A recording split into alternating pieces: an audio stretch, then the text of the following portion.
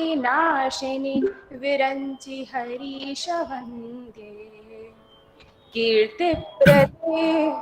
कीर्तिप्रदेखिल मनोरथ दे महाहे, विद्या प्रदायिनि सरस्वती नौमि नित्यम्। श्वेताक्ष पूर्णविमलासन संस्थितेः, श्वेताक्ष पूर्णविमलासन संस्थितेः, श्वेतांबरावृत मनोहर मंजुगात्रे, श्वेतांबरावृत मनोहर मंजुगात्रे। उद्यन्मनोज्ञसित पंकज मंजुलास्ये, उद्यन्मनोज्ञसित पंकज मंजुलास्ये। विद्या प्रदायिनि सरस्वती नौमि नित्यम्, विद्या प्रदायिनि सरस्वती नौमि नित्यम्, सरस्वती नौमि नित्यम्। सरस्वती नमो नमः। बहुत बहुत धन्यवाद मैम। कार्यक्रम की शुरुआत हम लोग करेंगे इस 3 दिवसीय राष्ट्रीय संगोष्ठी की, लेकिन उसके पहले हम चाहेंगे कि हमारे विश्वविद्यालय की कुछ छात्राएं हैं जो महिला महाविद्यालय से आई हुई हैं, और हमारे विभाग की भी कुछ छात्राएं हैं, उनको हम आमंत्रित करना चाहेंगे विश्वविद्यालय के कुल गीत के लिए।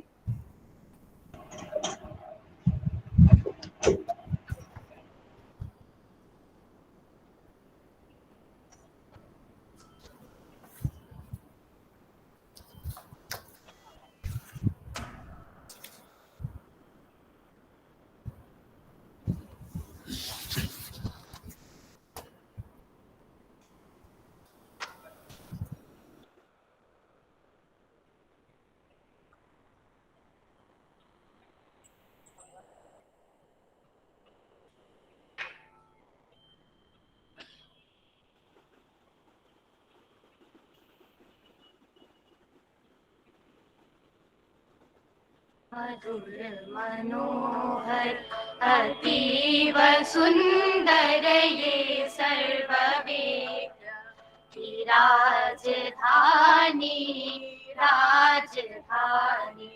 मधुर मनोहर अतीव सुंदर ये सर्ववेद की राजधानी, राजधानी।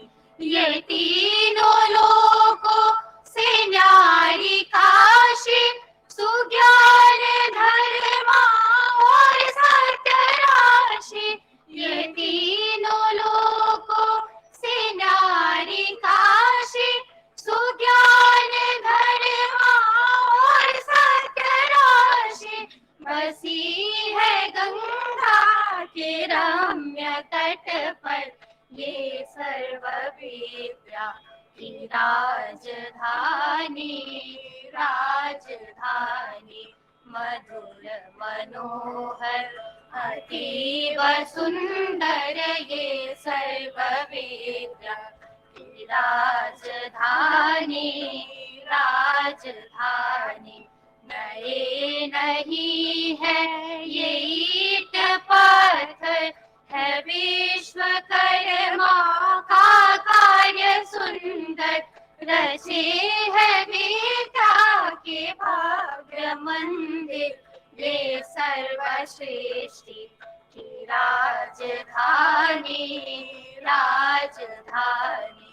यहाँ की है ये पवित्र शिक्षा कि सत्य पहले फिर आत्मरक्षा। बिके हरिश्चंद्र थे यहीं पर ये सत्य शिक्षा की राजधानी, राजधानी। मधुर मनोहर अतीव सुंदर ये सर्ववेद की राजधानी, राजधानी। वेद ईश्वर की सत्यवाणी, बने जिन्हें पढ़ के ब्रह्म ज्ञानी। व्यास जी ने रचे यहीं पर ये ब्रह्म विद्या की राजधानी, राजधानी। मुक्ति पद को दिलाने वाले, सुधर्म पथ पर चलाने वाले, यही फले फूले बुद्ध शंकर, ये राज ऋषियों की राजधानी, राजधानी। मधुर मनोहर अतीव सुंदर ये सर्ववेद की राजधानी, राजधानी। सुरम्य धारा ये वरुणासी, नहाए जिनमें कबीर तुलसी। भला हो कविता का क्यों ना कर, ये बाल विद्या की राजधानी, राजधानी।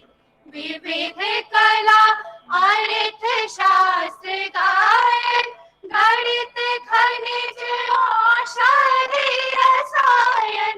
प्रतीचि प्राची का मेल सुंदर, ये विश्ववेद्या की राजधानी, राजधानी। मधुर मनोहर अतीव सुंदर ये सर्ववेद्या की राजधानी, राजधानी। ये मालवीय जी की देश भक्ति, ये उनका साहस, ये उनकी शक्ति। ये मालवीय जी की देश भक्ति, ये उनका साहस, ये उनकी शक्ति। प्रकट हुई है नवीन होकर, ये कर्म वीरों की राजधानी, राजधानी। मधुर मनोहर अतीव सुंदर ये सर्ववेद की राजधानी, राजधानी। मधुर मनोहर अतीव सुंदर ये सर्ववेद की राजधानी, राजधानी।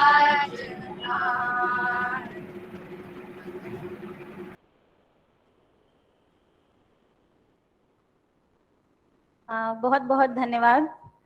डॉक्टर ललित सर के मार्गदर्शन में अपने विभाग और महिला महाविद्यालय की छात्राओं ने कुल गीत का गायन आपके समक्ष प्रस्तुत किया। अब हम आगे बढ़ेंगे और मैं अपने विभागाध्यक्ष सर से अनुरोध करूंगी कि वो हमारे आज के अतिथि और इस इनॉग्रल सेशन के प्रेसिडेंट गुरु जी का स्वागत करें, उन्हें शॉल देकर सम्मानित करें। सर।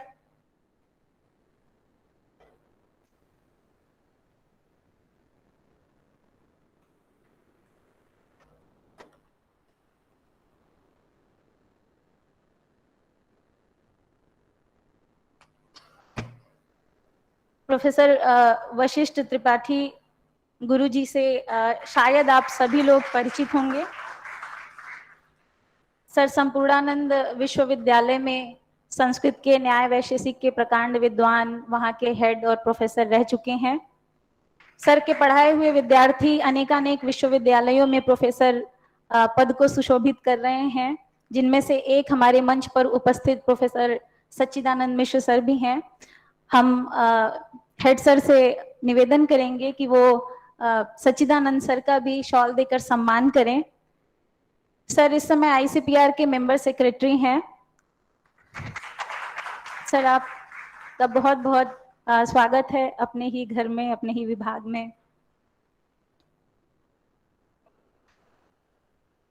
अब मैं हेड सर से निवेदन करूंगी कि सर अभी आप वेलकम एड्रेस करें और हमारे बीच जो भी अतिथि उपस्थित हैं उन सभी लोगों का स्वागत भी करें। Sir.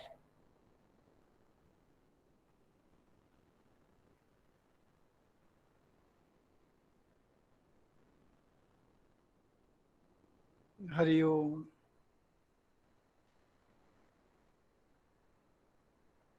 Honourable professor R.C. Sinha ji, chairman Indian Council of Philosophical Research, New Delhi.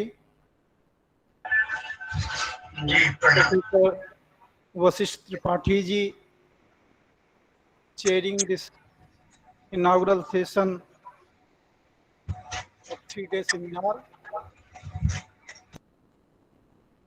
Professor P.K. Mukhopadhyay sir,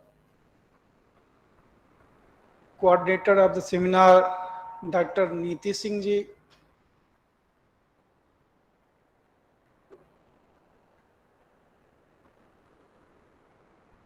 our colleagues, students, scholars participating in the seminar. I welcome you all in this 3-day seminar on examining Earth through Pramanas across systems of Indian philosophy. Friends, it is a great occasion for us that we are organizing a 3-day national seminar on examination of Earth through Pramanas across systems of Indian philosophy. The seminar is centered on Nyaya philosophy and Indian epistemology. It is really a proud privilege of us that some of the great Naiyayikas, rather all the great Naiyayikas of, they are or they would be with us in the coming 3 days of the seminar. आचार्य प्रवर, सर्वतंत्र स्वतंत्र नैयायिक शिरोमणि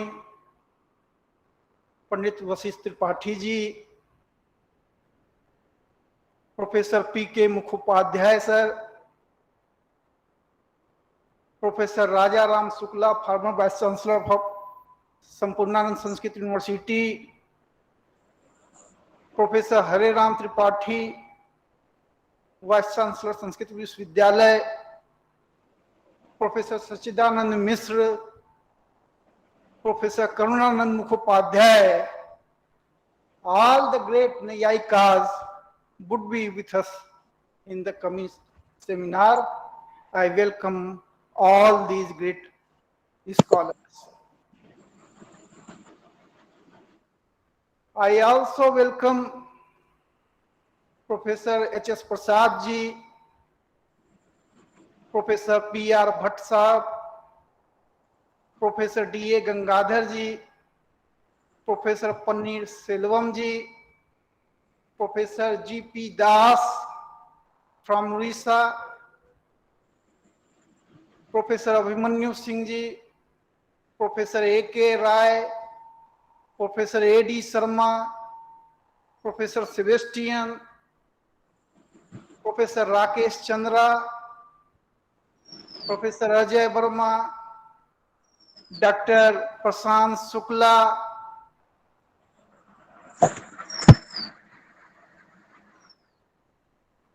I welcome all these great scholars who are participating in the seminar.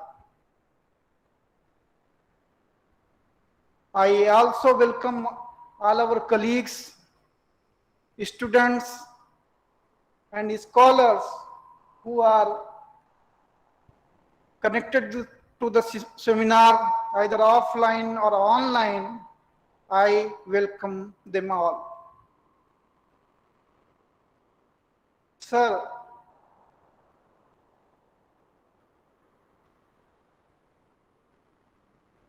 we are organizing the seminar on examination of Earth through Pramanas across the systems of Indian philosophy.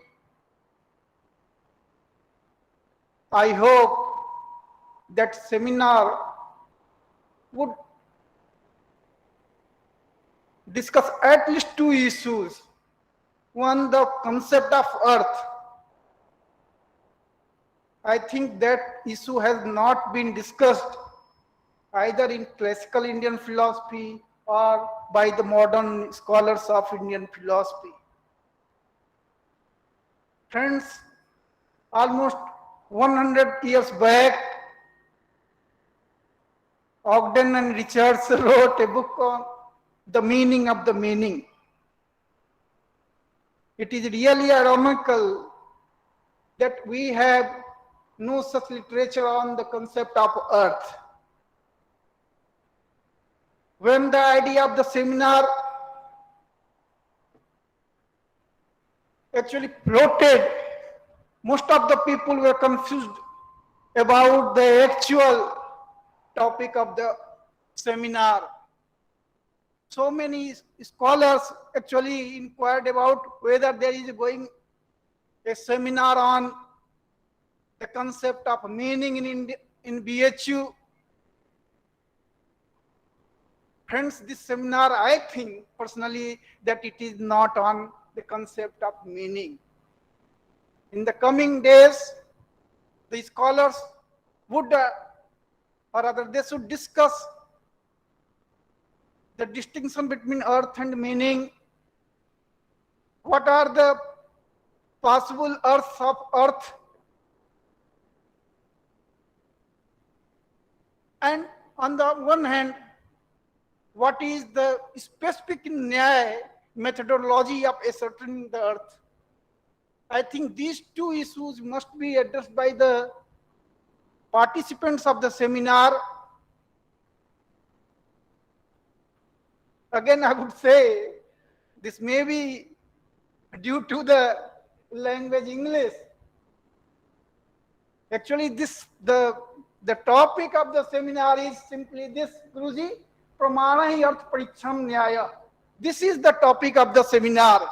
And we are, in fact, this is the problem with language and translation, that we have, in fact, given the title Examination of Earth through Pramanas across systems of Indian philosophy. I think in the coming seminar, we shall discuss about what is Earth, what is Laukik Earth, what is difference between Earth and Padarth, what is Laukik Earth and Paramarth. All these issues would be addressed in the coming seminar. Professor P.K. Mukhopadhyay would in fact deliver a detailed keynote address of the seminar. I think much of the issues would be clear in his keynote address. I once again welcome all who are present here in the seminar hall and all those who are present online. Thank you, sir. Thank you.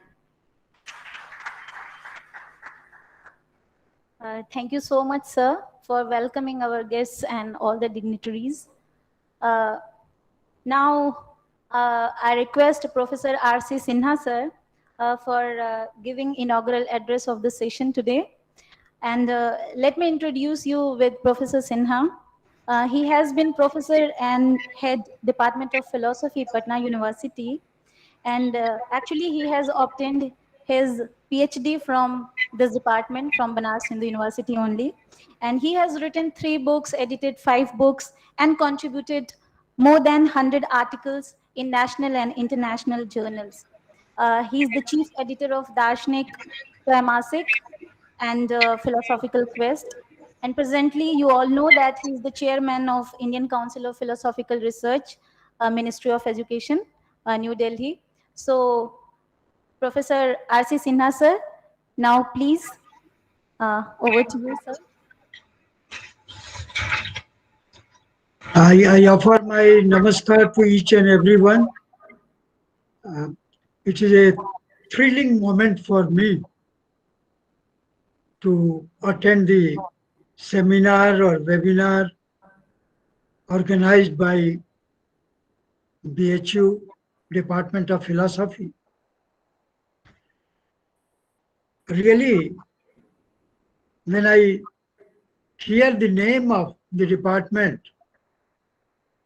of Philosophy, I cannot resist myself from I can I feel tempted to remember those days in few lines, because we have got subject experts, and the chairman of the uh, inaugural session, Professor Vasist Tripathi, is a great Nayayik, and he will throw ample light, I think. And Professor P.K. Mukhopadhyay, who after retirement from, he came to BHU, but he has become part and parcel of the department, and we cannot think of Department of Philosophy without Professor P.K. Mukhopadhyay. And certainly, I must remember my friends, because uh, uh, uh, Professor Anand Misra, heading the department, Professor P.R. Bhatt from Mumbai, and certainly it will be a pleasure for me to hear him. Dr. Sachidanand Mishra, presently the member secretary of Indian Council of Philosophical Research, and the old student of BHU, and now my retired colleague, Professor H.S. Prasad, Dr. Mukul Raj Mehta. Certainly, I fail in my duty if I do not mention the name of Dr. Rakesh Chandra, who is physically present. And certainly, if it is sponsored by ICPR, I am obliged to acknowledge his presence in the Department of Philosophy, and very eminent scholar and my old friend, Dr. D.A. Gangadhar. I remember those days when I was a researcher, and certainly few friends I do remember the old association. So I extend my namaskar to Dr. D.A. Gangadhar and Professor Ambika Das Sharma. He is a budding scholar. And hopefully he will be doing justice today also. And I mentioned Professor Rajaram Shuk and Professor Hariram Arthi, who is a member of the council, and Dr. Sebastian, Ajay Verma, and Shruti Mishra, Dr. Shruti Mishra. She is a daughter of my old friend, Professor U.C. Dubey, and Jyotsnaji. So those who are on the line and off the line, I a professor coming from Bengal, I express my namaskar, extend my greetings. Regarding the, I should come to the theme also. Certainly, whatever the topic may be, the meaning of meaning, and the title, certainly, very aptly, it has been pointed out by Dr. Anand Misra that when I also saw the topic, examination of earth through Pramanas across systems of Indian philosophy, though I was not confused, but I was puzzled that how it can be managed because across systems of Indian philosophy. So Indian philosophy is a very vast one. So certainly uh, uh, I should have been confused, but I was not. I was puzzled. Puzzled in the sense that how to manage manage the theme of the topic across the entire Indian philosophy. I do remember that uh, I I do not remember the title, but the proposal was sent by the late um, uh, the husband of Dr. Hari Archana, Tripathi, sir. Dr. Hari Tripathi, sir. Archana Tripathi. Uh, I pay my Shraddhanjali to him. He is no more. The sanction was done at that time. He gave the proposal. So he is no more. And I simply extend my submit. I just pay my Shraddhanjali to departed soul. Let me come to the theme also. I was talking that philosophy, we can, philosophizing is what I say conceptualizing. And concepts are closed in language. Certainly, analysis of language is very important occupation of philosophers in India as well as in the West. In the West, especially in the 20th century, it has been very much developed by Vienna Circle, the great philosopher. We cannot talk about the philosophy of language either in India or in anywhere without mentioning the name of Wittgenstein. That I do not personally believe in the East and the philosophizing confined to the East or the West. I somehow or other, I do remember one episode. When the time is over, Muti, please tell me. I do not want to encroach on others' time. जी sir.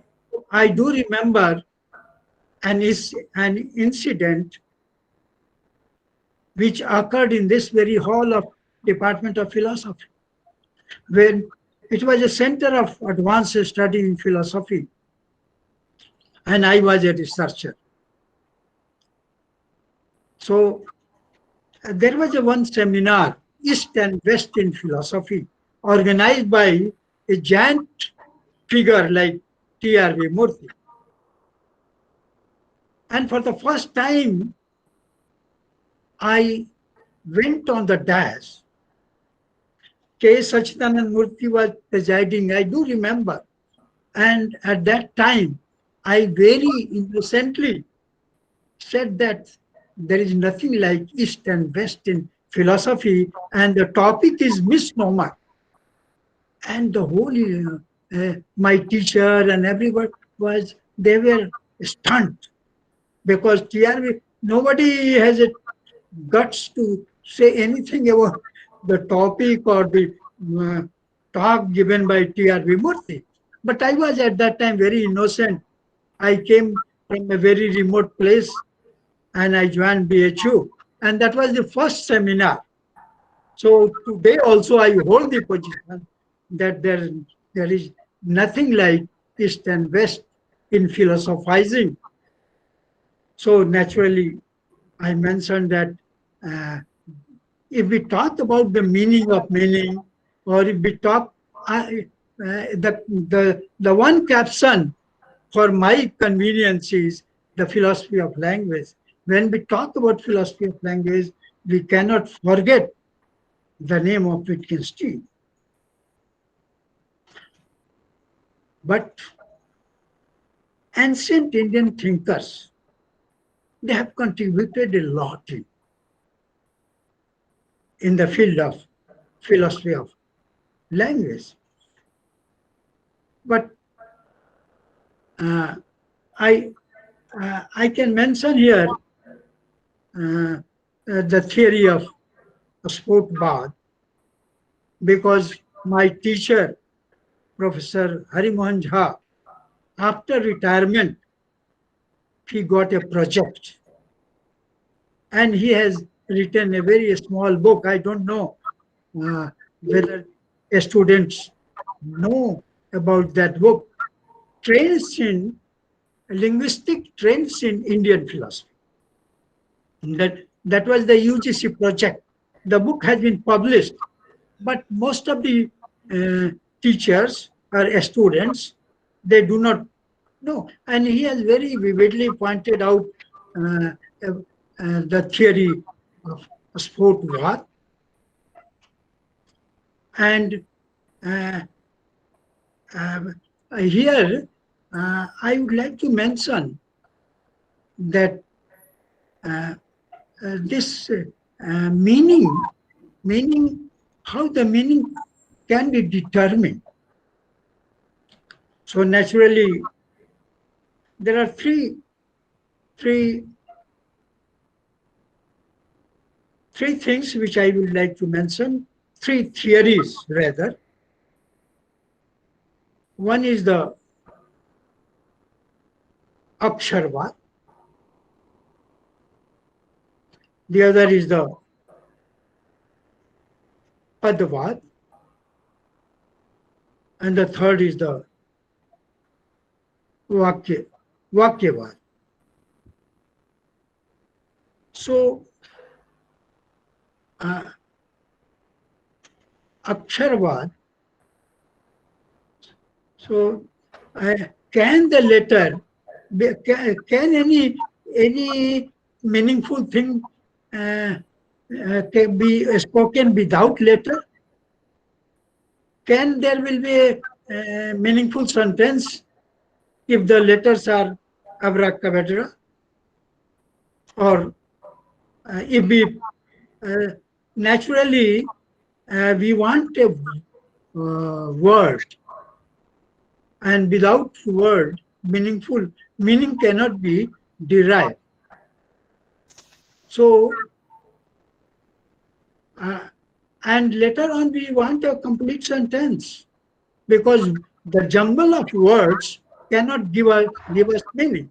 For instance, this is just I'm trying to, because every day I have to speak, study something else. So naturally, if we say that cricket ball is sleeping on the bed, every word has got meaning. But can we say that the sentence is meaningful? Bat is sleeping on the bed. So every bat has got meaning, sleep has got meaning, bed has got meaning. But can we say that the sentence can be assigned any meaning when we say that bat is sleeping. So in Indian philosophy, uh, these things have been discussed, and especially Professor D.N. Tiwari. I intensely could not mention his name because I wanted to mention his book, very good book on Bhartrihari. And Professor D.N. Tiwari, who is a now retired professor and very much associated in ICPR in some capacities and very much uh, near to me. So hopefully these are the things, but uh, here uh, naturally uh, some of the scholars like P.R. Bhatt and others, they will be discussing on Western uh, philosophy of language also. And my firm conviction is that something creative cannot be done without having fair knowledge of, in this century, without having fair knowledge of the Indian theory of meaning and the Western philosophy of language. So if we want to do some creative work or we want to create something new, certainly philosophizing is not simply repetitive. Philosophizing should be critical and creative. So uh, uh, naturally, mm, uh, two books of Wittgenstein. He was a very dynamic philosopher of language, tractatus and philosophical investigation, and later on his books, the Blue Book and the Brown Book, have been published. So many books came later on. And on the Indian side, the work has not attracted much attention. The problem of meaning, the one thesis and the book has been published long back, and I hope Professor H.S. Prasad might be remembering that Professor R.C. Pandey has done marvelous work on the Indian theory of meaning. The problem of meaning, the Indian, the title is like that, the Indian theory of meaning. The long back I read that book, the problem of meaning, and especially in Indian context, he has that, Professor R.C. Pandey. So I don't have to engage much of your times because very eminent scholars are here, and I pay my respect to Professor Vasisht Tripathi ji. And I have naturally, I have got my limitations.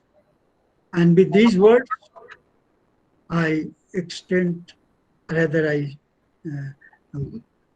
welcome on behalf of the ICPR. And I must thank Niti Singh for conducting this seminar. So thank you very much. Thank you. Thank you so much, sir, for delivering such a wonderful inaugural address and inaugurating our session and this 3-day national seminar. So now we are moving forward, and as I can see that Professor P.K. Mukhopadhyay sir is with us, and he has to deliver a keynote address of today's session and the whole seminar as well. So let me introduce you all with Professor P.K. Mukhopadhyay sir. He's a retired professor of philosophy from Jadavpur University, Kolkata, and he's a student of Professor Gopinath Bhattacharya, of course, a well-known and great philosopher. Professor Mukhopadhyay, sir, specialized in Indian logic, especially in Nyaya logic, as well as Western logic. And his works include Indian realism, a rigorous descriptive metaphysics, Gangesha's theory of linguistic performance, religion, a discourse in realist philosophy, and many other research papers in national and international journals. So I request you, sir, to deliver a keynote address in this seminar so that our scholars and participants could know that what this seminar is all about. So Professor Mukhopadhyay, sir, over to you now. May you please unmute your video, sir, so that all the participants could see you here. Is it Professor necessary? Mukhopadhyay, sir. Okay, if it is necessary, I can. But I don't think it is very much necessary. Is it all right now, Niti? It's okay, sir, as you feel Okay, okay. convenient. Yes, sir. But am I supposed to be seen all through? Or only occasionally? Yes, sir, you are visible. If we Oh. see, We must listen to you and see you also. very, very good communication. Very Because good. if we see you, then it will be But that is nice. why sometimes the video should be off so that they concentrate on what is to be said. Then the person how he looks. So how he looks is not that important as how he understands the situation and the thing. Anyway, let us begin. Sadashiva Samarambhan Shankaracharya Buddhamam Sri Gopinath Padantang Vande Guru Parampara Vishuddha Ganodehayo Trivedi Dipachakshushe Shreya Prapti Nimittayo Namah Shomartha Dharine.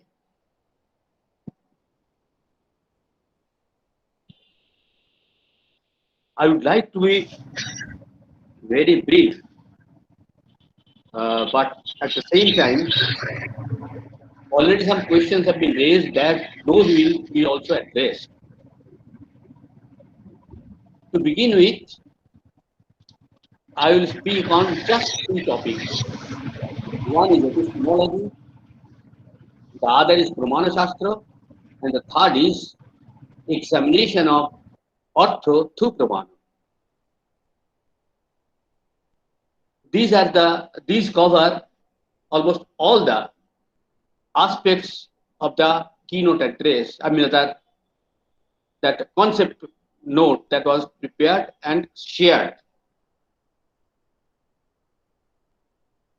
To begin with, some may question, as it has been questioned, that much has not been said about Artha.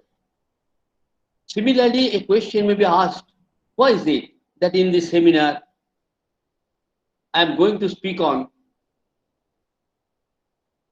epistemology?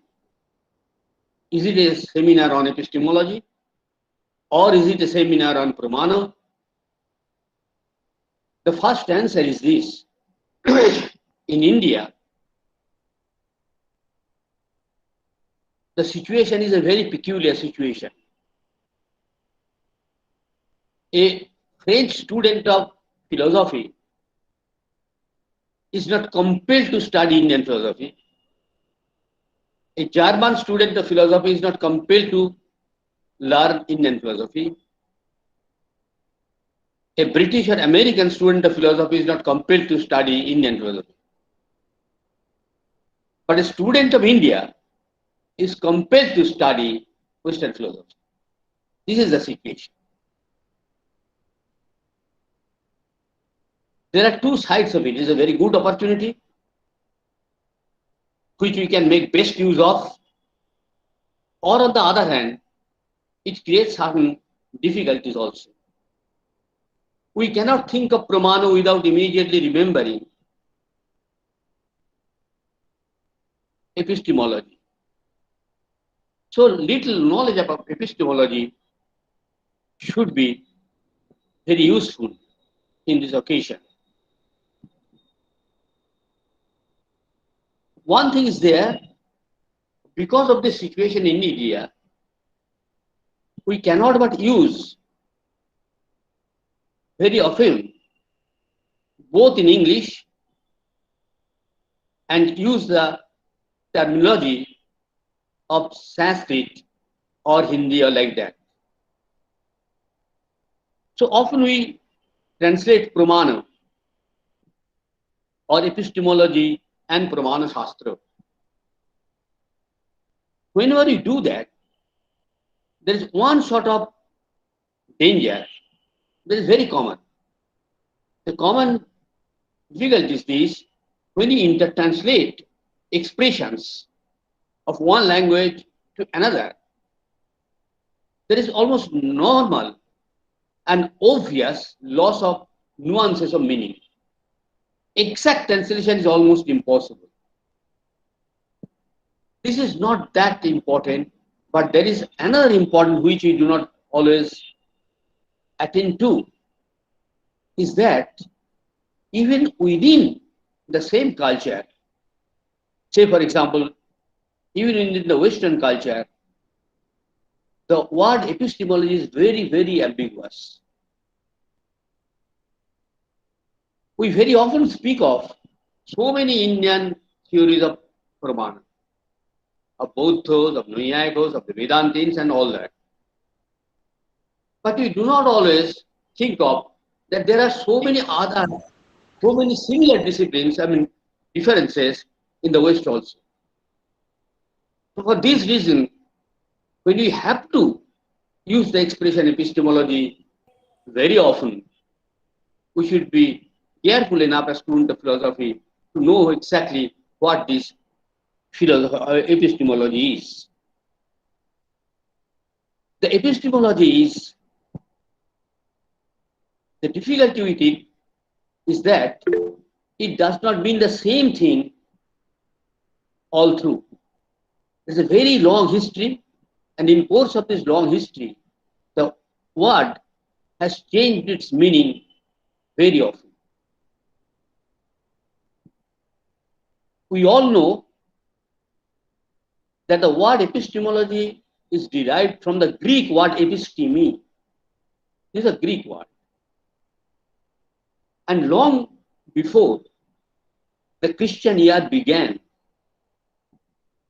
Greece had already a very developed epistemology.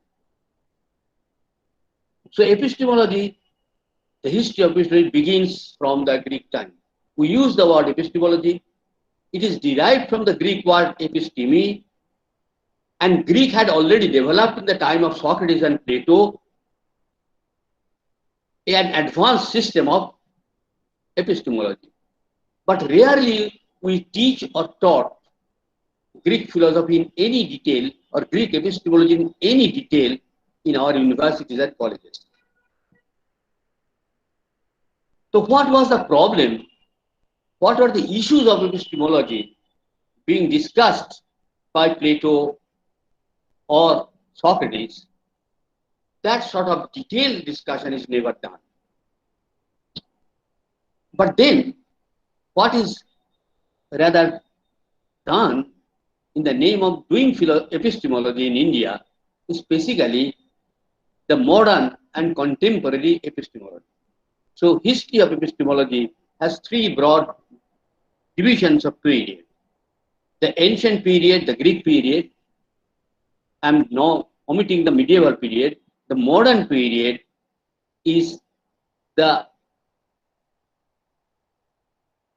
period which is most stress on, and then there is a contemporary period also. Now the modern epistemology developed under a special condition which was not there in India ever, which is not there in India. So Indian Pramana Shastra did develop under completely different perspective and different situation. The special condition in which epistemology that we usually, when you use the word epistemology without qualification, we normally mean the Western epistemology of modern times. These modern times began around the 17th century, from the very beginning of the 17th century. And the special condition there was the condition of a great and severe conflict between the church and the science. The contention was that, and this was so severe a conflict, that the need was felt to make society safe for the science and the scientists. Christianity was already a well-established institution there, and they were for many years the custodian of knowledge. They are not prepared to accept as knowledge proper what the new sciences or scientists were discovering. And the new scientists, they were at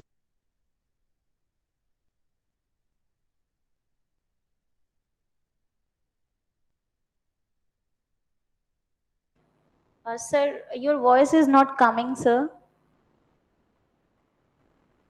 sorry. Is it now coming? Yeah, it's okay now. Yeah, Oh, thank you. oh.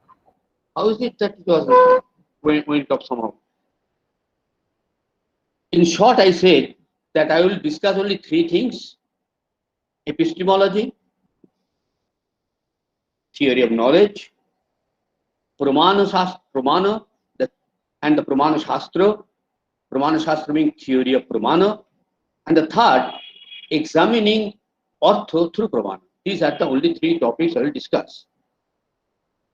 And I told that there is under a special situation, we in India almost regularly speak in two languages when you do philosophy. One is English and other is some Indian language, maybe Sanskrit or Hindi or Bengali or whatever it is. This has created some problem, and the common problem is that when you translate a word of one language to a word of another language, there is naturally some loss of meaning, sometimes even gain of meaning. But this is so normal, it has to be somehow lived to it.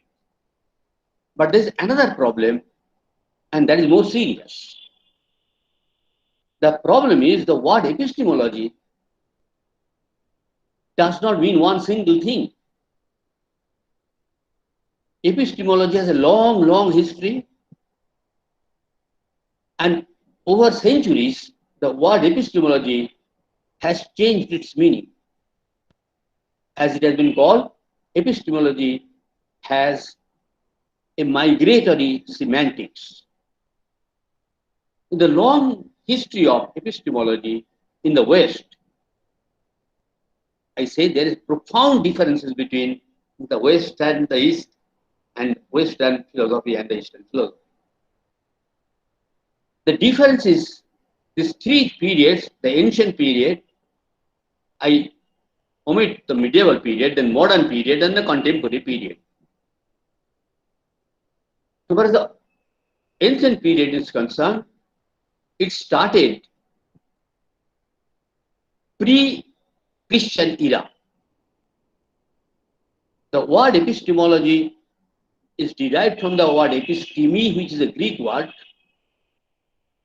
And in Greece, during the time of Socrates and Plato, already there was developed philosophy.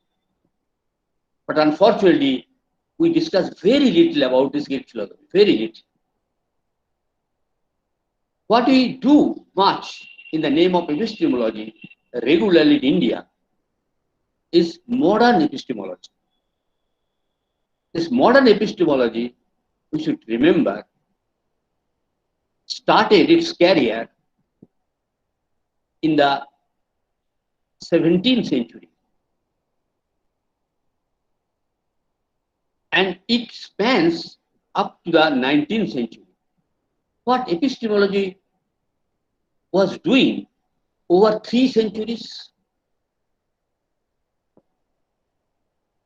the epistemology which started in 17th century, it is not the Greek epistemology, it's a modern epistemology which originated in a certain situation in the West, which situation came to hold or obtain only in the 17th century. So before 17th century, such an epistemology could not be there. And after 19th century, that same epistemology is there.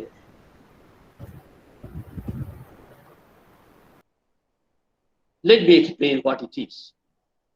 I was telling that in 17th century Europe witnessed a severe conflict between organized religion or Christianity on the one hand and unorganized at the time, the unorganized new science. So Europe was going through what is known as modern scientific revolution of Europe. Around this time, scientists were making tremendous new discoveries which the church fathers were not prepared to accept. So there's conflict between Christian dogma and the new discoveries made by the scientists. At that time, saying something? The point is this, that the church was not prepared to accept the discoveries of the science which were in conflict with the Christian dogma. Say, for example, Christian dogma was sponsoring, supporting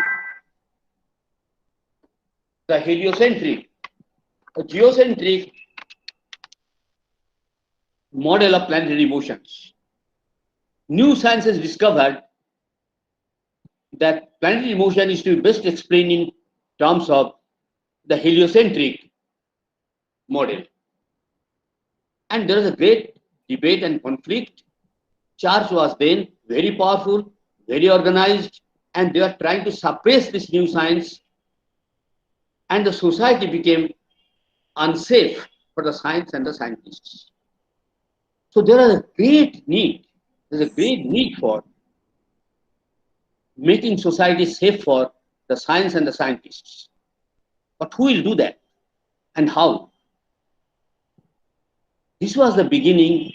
Under the condition, new philosophy began, new modern philosophy. Modern philosophy began as a rescuer of science, as if its service was requisitioned by the society at the time so that it can survive and not oppressed by the church. So it is called, the philosophy started with a project of how this conflict can be settled. The conflict could be settled in only one way, if we can decide which is knowledge proper. Once we have a clear understanding of which is proper knowledge, then it will be easier to decide whether such knowledge is being given or produced by new science, or such knowledge can be had in Christian dogma. So modern epistemology, which we are familiar with, started as a project of deciding what is knowledge proper. This started in the 17th century and it ended in 19th century when Kant, who himself had first-hand knowledge of science as also philosophy and was a devout Christian, he delivered two truths. One is, knowledge proper is synthetic a priori judgment.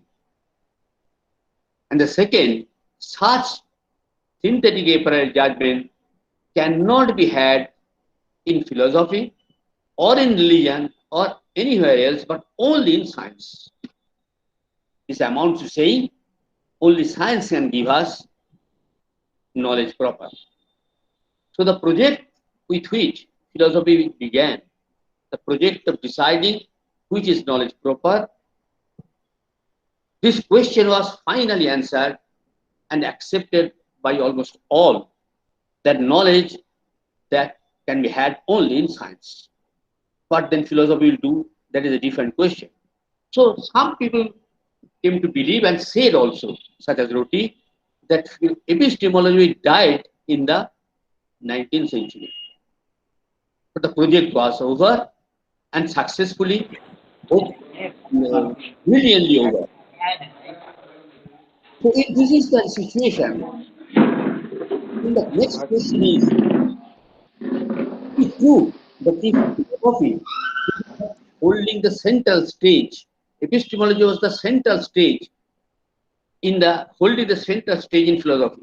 Philosophy has logic, has metaphysics, and also epistemology. But in modern philosophy, epistemology was holding the central stage. For modern philosophy began as philosophy, which is primary philosophy is epistemology. Epistemology is the new or primary philosophy.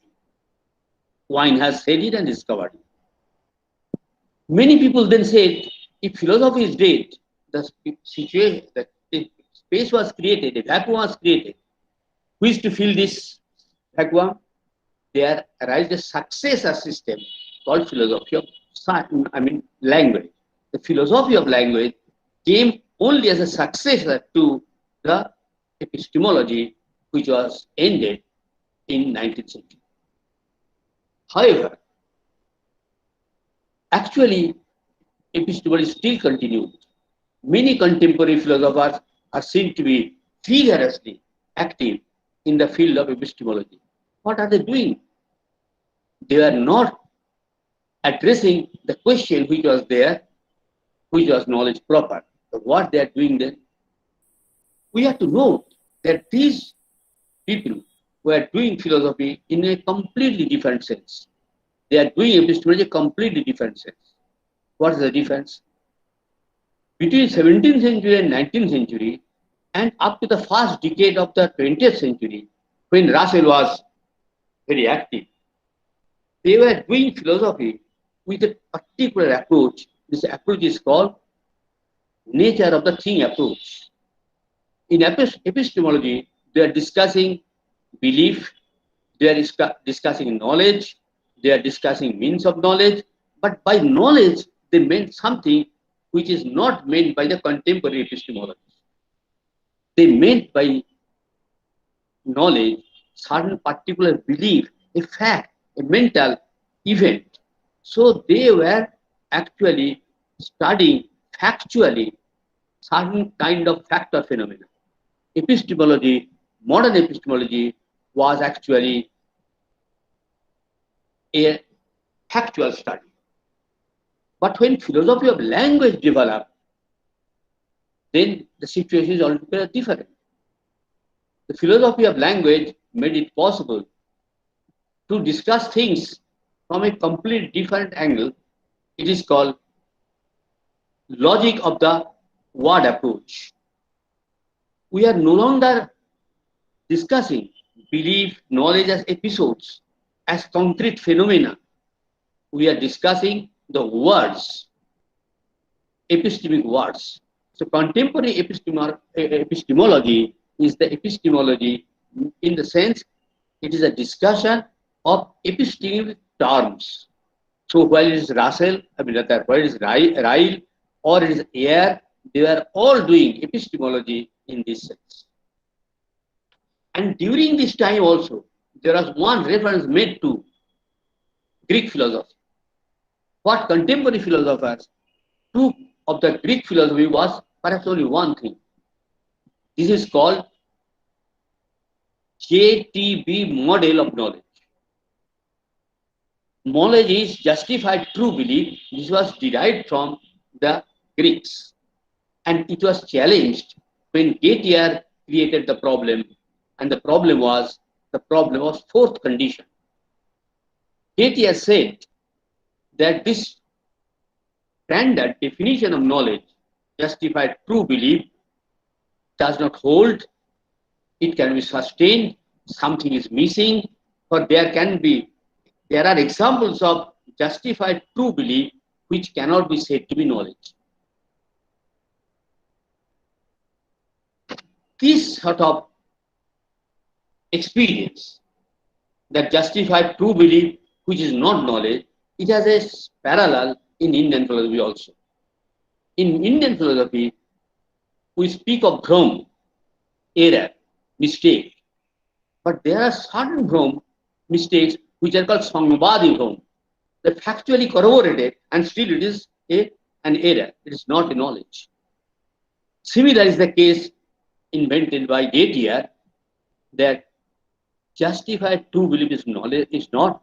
So there are contemporary philosophy are doing two things. On the one hand, they are explaining epistemic terms as can be seen by in books of Ryle, etc.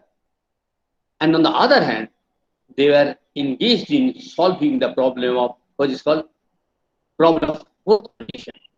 What is to be added to the definition of knowledge as justified true belief so that the definition can be accepted. So in this way, knowledge, the epistemology, thus did not retain its same meaning all through. Greek epistemology was epistemology in one sense, modern epistemology was epistemology in another sense, and similarly, contemporary epistemology is epistemology's different sense. Now come to the second topic of the discussion, that is Pramana or Pramana Shastra. The first thing to note is this, that whereas knowledge, epistemology, these were not univocal, they were equivocal. They mean different things in different periods of time. On the other hand, what Pramana means or what Pramana Shastra means are definite and not changing. So they are not equivocal, their semantics is not transited. But still here there is a problem. And the problem is a deeper problem altogether. Though more or less the same sense, and because of the systematic nature of Sanskrit language, the word Pramana means the same thing. Still, there is quite sort of different in different systems. That is, though down the centuries, the word Pramana retained its same meaning across the different systems of knowledge or different systems of Pramana, different Pramana Shastras, Pramana did not mean the same thing, its meaning has changed. To give one example, there is a group of authors according to whom Pramana is, as they say, bodho eva shabhavo hi pramanam. Pramana is of the nature of consciousness, bodho. Now, this particular view of the Buddhists have been challenged by the Nuyayicas. According to the Nuyayicas, as has been expounded by Jayanta Bhatta, that Pramana is not bodha shabhava, bodho eva shabhava, parantu bodha bodha shabhava. Something which is not of the nature of consciousness can also be a Pramana. So they would say, sense organ, the Indriya is a Pramana. And Indriya is obviously a Jada Padartha, unconscious thing. There is one type of difference that is very much there. Though Pramana is not an equivocal expression, yet across the different systems of Pramana Shastra, different theories of Pramana in India, the Pramana became somewhat different. Similar other differences is there about the number of Pramanas. How many Pramanas are there? We often see that there are differences in this respect. Normally, you see the difference is actually between, say for example, Nyaya and Bauddha. It has been said, according to the Buddhists, the Pramanas are only two. And the Nuyayikas admit that there are 4 Pramanas. But not only this, even within the same system, the number of Pramanas differs. For example, Bhasharbhagga is considered as a Nuyayika. And he has claimed that according to Gautam, number of Pramanas is only 3 and not 4. And if you go a little deeper, the controversy is like this, that according to the Buddhists, who believe that there are only 2 Pramanas, their argument is this, that Padarthas, Arthas are only of 2 types. Prumeo are of 2 types, and Prumeo Daividhat, Pramana Daividham. Pramana must be 2 because the Prumeo are only 2 in number. And what leads the 2 is their theory of Pramana Vyavastha. That is, a particular Pramana knows a particular type of thing and not the other. If we look very deeply, that in the mainline 9 also, we do not reject Pramana Vyavastha. In the Vatsyan Bhashya, Vatsyan has clearly said, Nuyayikas do not reject Pramana Vyavastha. They accept both Pramana Sanklam and Pramana Vyavastha as the case may be. But still, even though they admit Pramana Vyavastha, and they sometimes admit Pramana are only 2. Pramana are only 2, depending on how you understand the word Pramana. Some say there is not much discussion about Artha, but a lot of discussion is also there. For example, on this particular topic, what is that sense of the word Artha, according to which the Nuyayikas admit only 2 Arthas? What is that sense of Artha or Pramana, according to which the Vaisheshikas admit only 3? Admit only 3 or 4 Pramanas and not 6. So all these detailed questions are to be discussed. So this is, therefore, the conclusion is this, that though in India, the word Pramana and the Pramana Shastra, the meaning are relatively fixed, relatively settled, still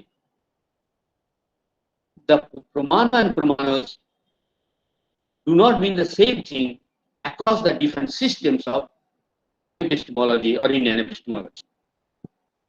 Now the question that is very important is this: why then there are so many different Pramana Shastras?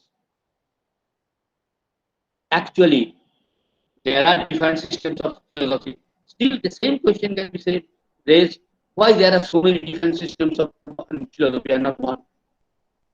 Similarly, why there are so many different Pramana Shastras? Had not there been so many different Pramana Shastras, then the sense of Pramana or the sense of Pramana would not have been different. Now, why there are so many different senses of Pramana? Can be, or why there are so many different systems of Pramana Shastra can be easily answered.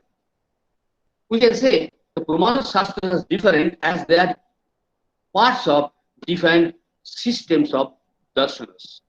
Since darshanas is different, as parts of different darshanas, Pramana Shastra is also different. But the question remains, why is there are so many different systems of philosophy either? This is a very big question and very important question, and we should have an answer to it. It is not the time for me to discuss it, but please consider about it, and this is very important. I will give some examples later on. Now come back to the third issue, but that is examination of Pramana, examination of Artha Pramana. To begin with and to make the transition, it is well known that the word Pramana is understood in different ways accordingly according as the grammatical rules permit. It can be used as a Karanavachi Shabda when Pramana means the means of knowledge. Jena Pramiyate, through which we know, that is the Pramana. And the other is the Prama itself, Jathartha Gyan. Jathartha Gyan is Prama, and Athva Jathartha Nishya is Prama. More accurately, Jathartha Anubhav is Prama. Well, Jathartha Anubhav is Prama. This is Pramana as a result. Resulting from Pramana as means, Karana. We have so far Pramana as means and Pramana as the knowledge itself. The question is, every Pramana in the sense of means must produce some Pramana as a result. That is, there cannot be a Pramana in the means sense unless there is a corresponding Prama in the result sense. But this necessity does not hold the other way. There can be Prama which does not correspond to any Pramana. That means there are such Pramana which are such Pramana in the sense Prama. There are such Prama which are eternal, and eternal Prama, Nitya Prama, they do not require any Pramana to produce it. So there is no that way Nitya Pramana, but there is Nitya Prama as is admitted. Having clarified this much, the further question that is to be raised is, what is this Pramana? We know Pramana in the sense of Prama also means knowledge or Jathartha Nishya. Then what does this do? Pramana, this Jathartha Nishya, so to say, allow us to know the thing. It is Vastu Sadhaka Pramana. Of the four Pramanas the Naiyayikas admit, three are Vastu Sadhaka Pramanas.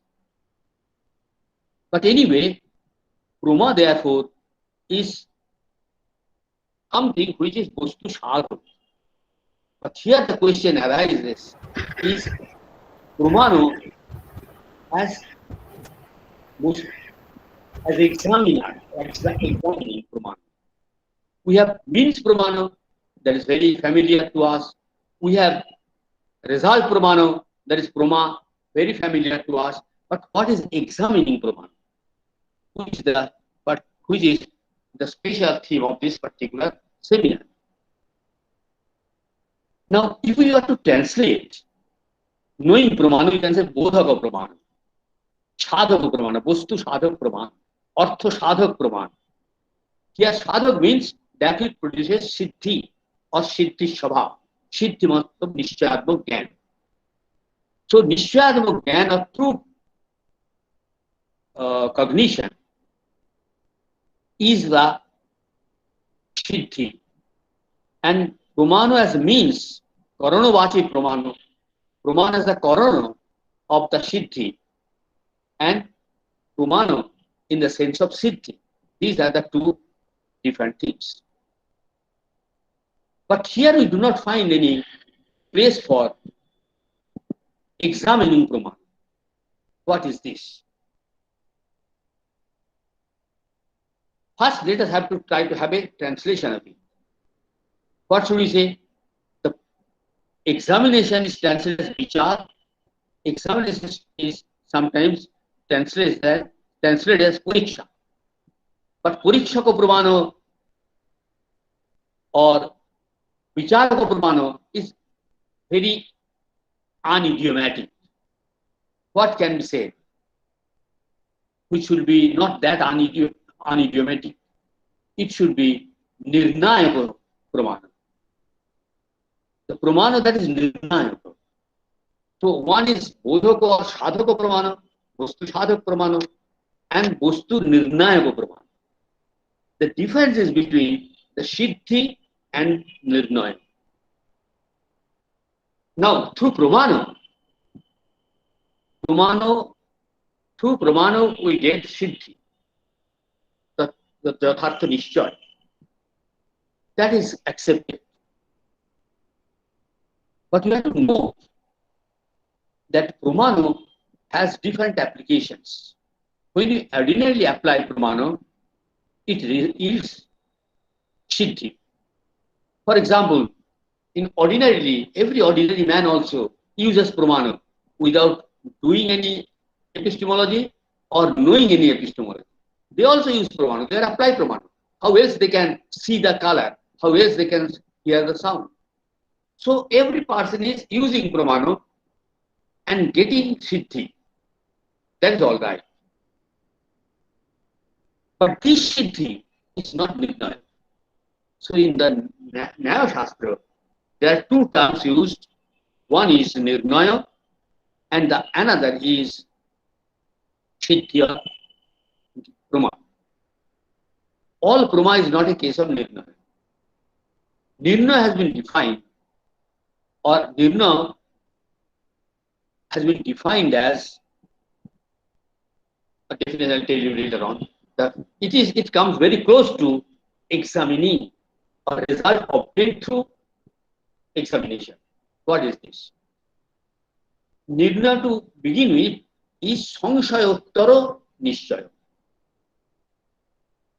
There can be two types of definite awareness or belief. One which precedes doubt and the other which succeeds doubt. Suppose I have the knowledge that that thing is a chair. I have no doubt, but suppose someone doubts whether it is a chair or just a picture of a chair. Then I draw it and sit on it and demonstrate that it is a real chair and not the picture of a chair. So I dispel the doubt. So first there was a belief that it is chair, then there was a doubt, is it a chair? And then somehow we dispel the doubt and then arrive at the certainty. This certainty, which results after dispelling the doubt, overcoming the doubt, that is called Nirnaya. So it should be Sangshayottara. It need not be always perceptual, but it should be Sangshayottara. So Siddhi is a broad word. Sadhaka Pramana is a broad expression. It means all sorts of knowledge, whether it is Sangshayottara or Sangshaya Purva. But where it is Sangshayottara, Yathartha Nishchaya, then it is truly obtained not through one single Pramana. Often, not a single Pramana is not examining. It cannot be regarded as an examining Pramana.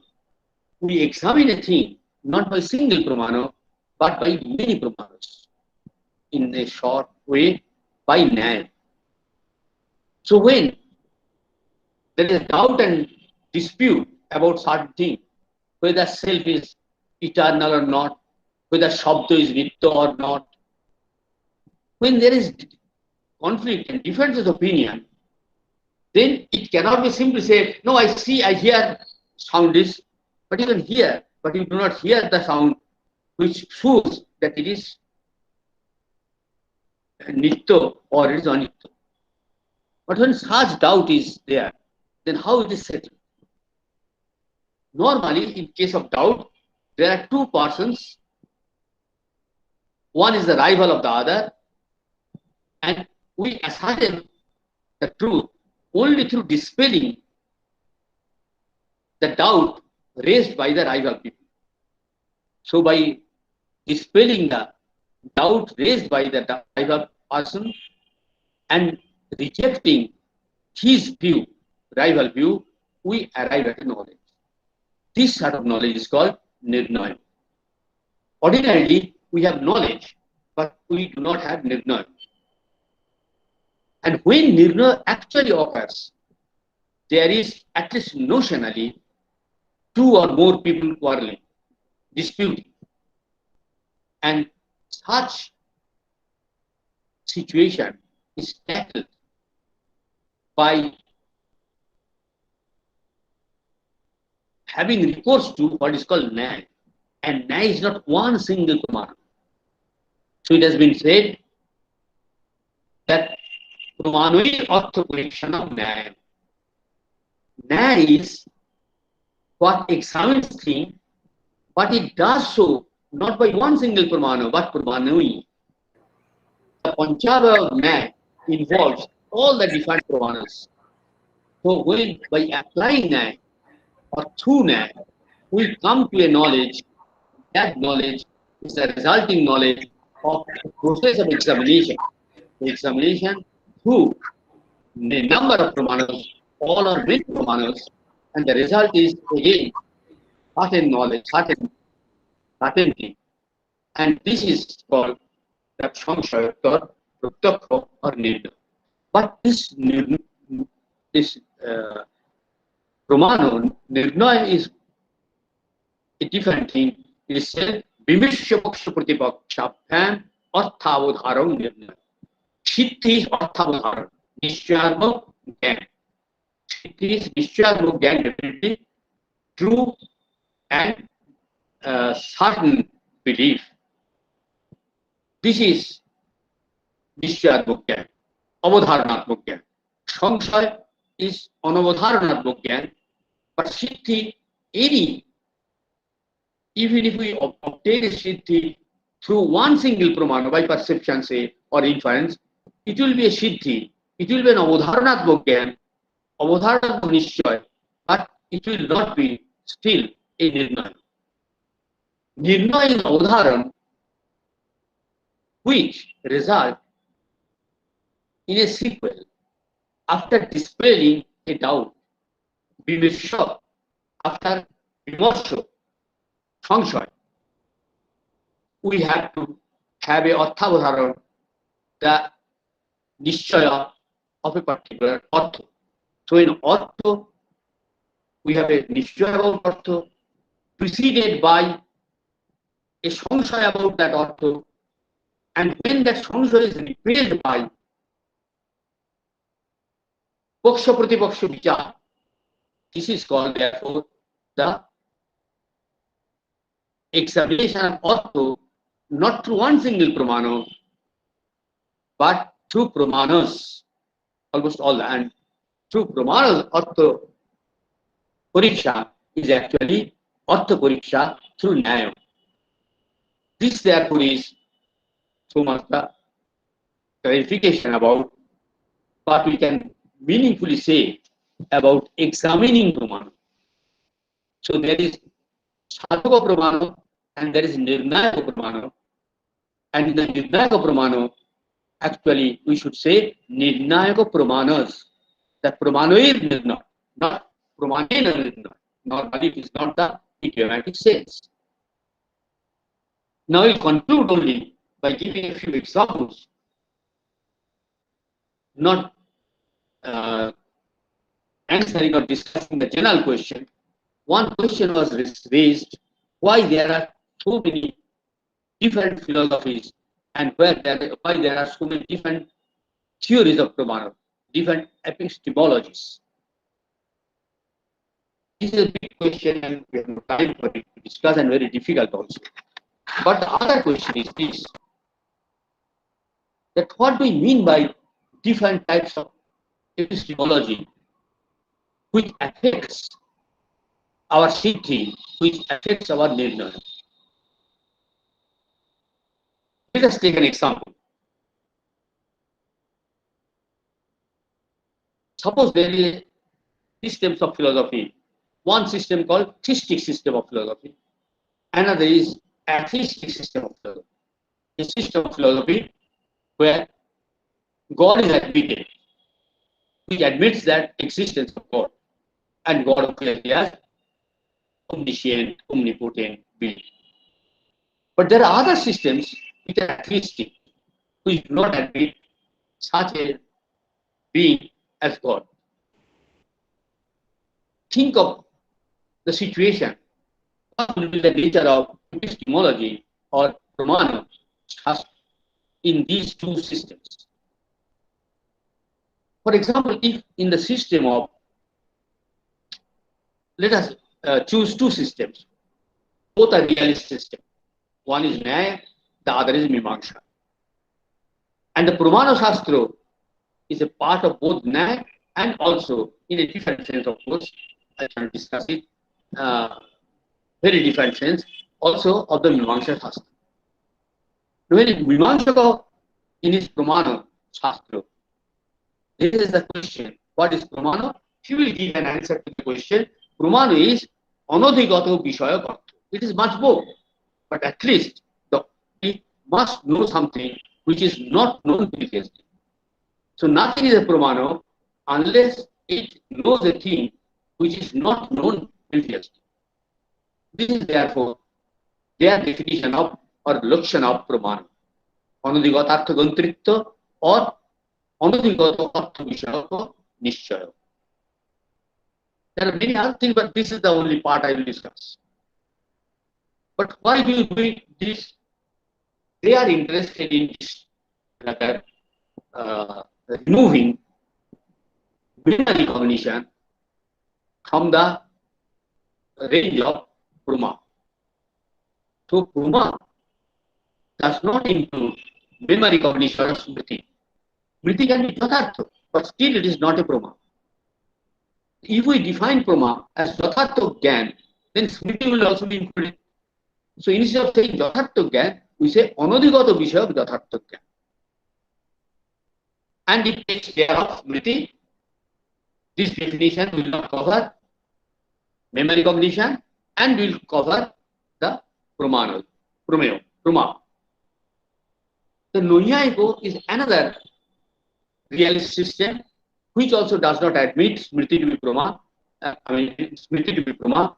So they should so define Prama, their definition of Prama should be such that Smriti cannot be included. Mimamsa has already shown a way.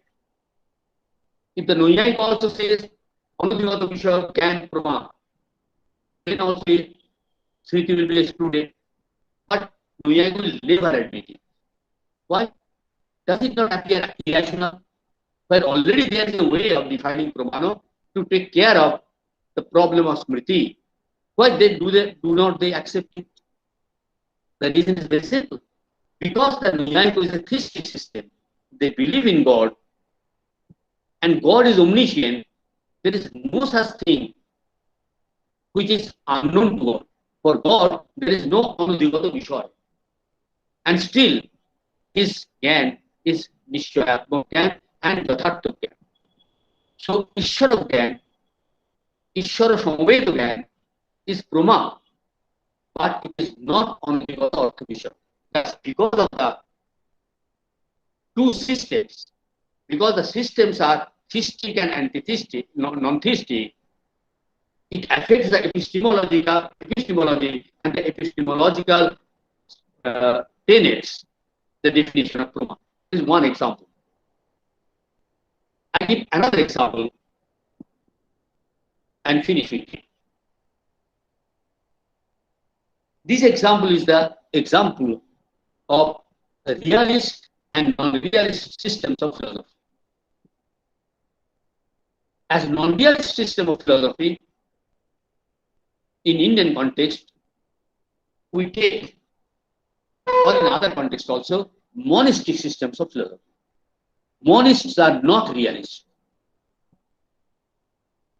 For the reason is this, realism means so many different things, but one single very important aspect of realism is this, the realists are not reductionists. But monists are necessarily reductionists. There are two major types of monism. One is material monism or materialism, and spiritual monism or metaphysical idealism. According to material monism or materialism, there is only one reality, and that is matter. What about the mind? They reduce mind to matter. Mind is nothing but a manifestation, a certain manifestation under certain condition of the matter itself. The monist, similarly, if you ask the spiritual monist, that if you say that only principle of reality, only reality is spiritual, conscious, conscious is the only thing, then what about the matter? They will say matter is not real in the sense in which consciousness is real. The difference is the matter or the jada padartha is nuno sattako. It is not paramarthik shat. In India, there are at least 4 different types of Advaita monistic system. Of these 4 Advaita monistic paths, 2 are Vijnanadvaita of the Buddhas and the Brahmadvaita of the Vedantis. In neither of these 2 systems, epistemology in the standard sense can make good sense at all. That is, these monism do not give the room for epistemology in the standard sense of the term. What is epistemology or Pramana Shastra? In the standard sense of the term, in the standard sense of the term, epistemology is a study of knowledge. We will say, in our terminology, an Advaita, a Pramana Shastra discusses all about Pramana. And this Pramana, in the standard sense, involves 4 different things. One is the knower, the other is the means of knowing, the third is the knowledge, and the 4th is the object of knowledge. Pramata, Praman, Prama, and Praman. These 4. So, with this equipment, with this distinction of 4 different factors, in the standard epistemology, we discuss the theme of knowledge or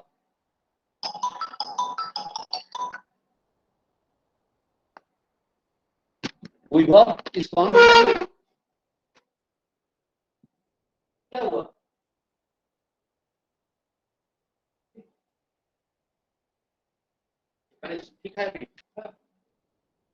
So Pramana Shastra, I think it's there now.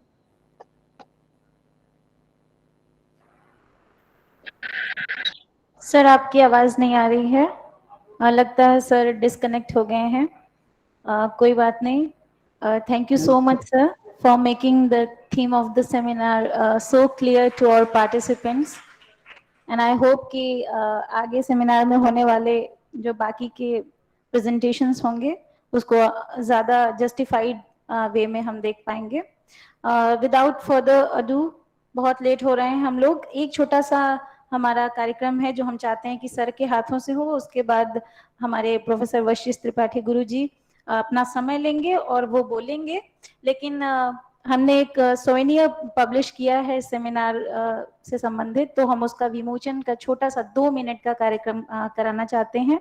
और इसके लिए हम चाहते हैं कि हमारे जो भी गेस्ट्स और स्पीकर्स और डिग्निटरीज यहाँ पे वर्चुअल मोड में जुड़े हुए हैं वो इसमें शामिल हों और अपना आशीर्वचन हमें दें। तो हेड सर और प्रोफेसर सच्चिदानंद मिश्र सर, गुरु जी, और हम चाहते हैं कि आप लोगों के हाथों से विमोचन कार्यक्रम हो।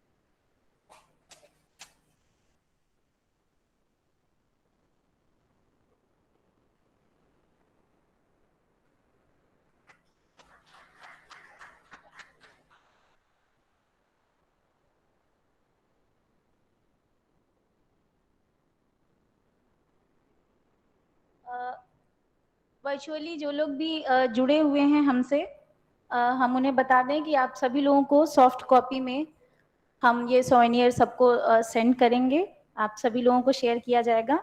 तो बिना लेट किए अब मैं मंच पर बुलाना चाहूंगी प्रोफेसर वशिष्ठ त्रिपाठी गुरु जी को। उनके बारे में पहले ही परिचय दे दिया है और वो किसी भी परिचय के एक तरीके से सर मोहताज तो बिल्कुल नहीं है। तो ये आप देख सकते हैं, यहाँ पे एक तस्वीर है और वो तस्वीर आप सभी लोग जानते हैं कि किसकी है, late doctor Haridatt Tripathi sir की है।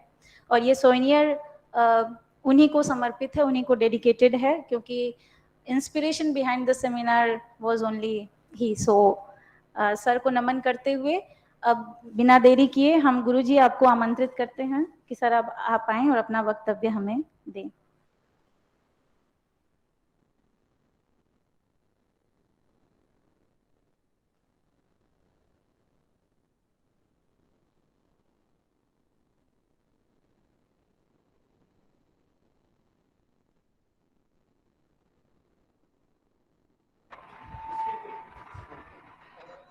कारङ्कारमलौकिकाद्भुतमयं मायावशात् संहरन् हारं हारमपीन्द्रजालनिवय उर्वन् जगत्क्रीडति तं वन्दे निरवग्रहस्फुरदभे ध्यानानुभावं भवं विश्वासैकभुवं शिवं प्रतिनमन् भूयासमन्तेष्वपि।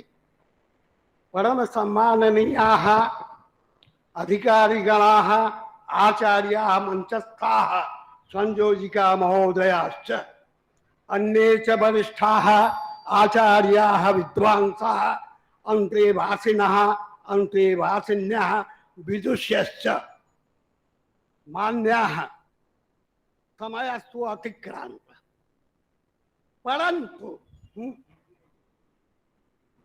नहीं भैया कहेंगे तो आज अंग्रेजी में हुआ है, अतः इसके लिए मैं हिंदी नहीं बोल सकता। प्रथम चीज,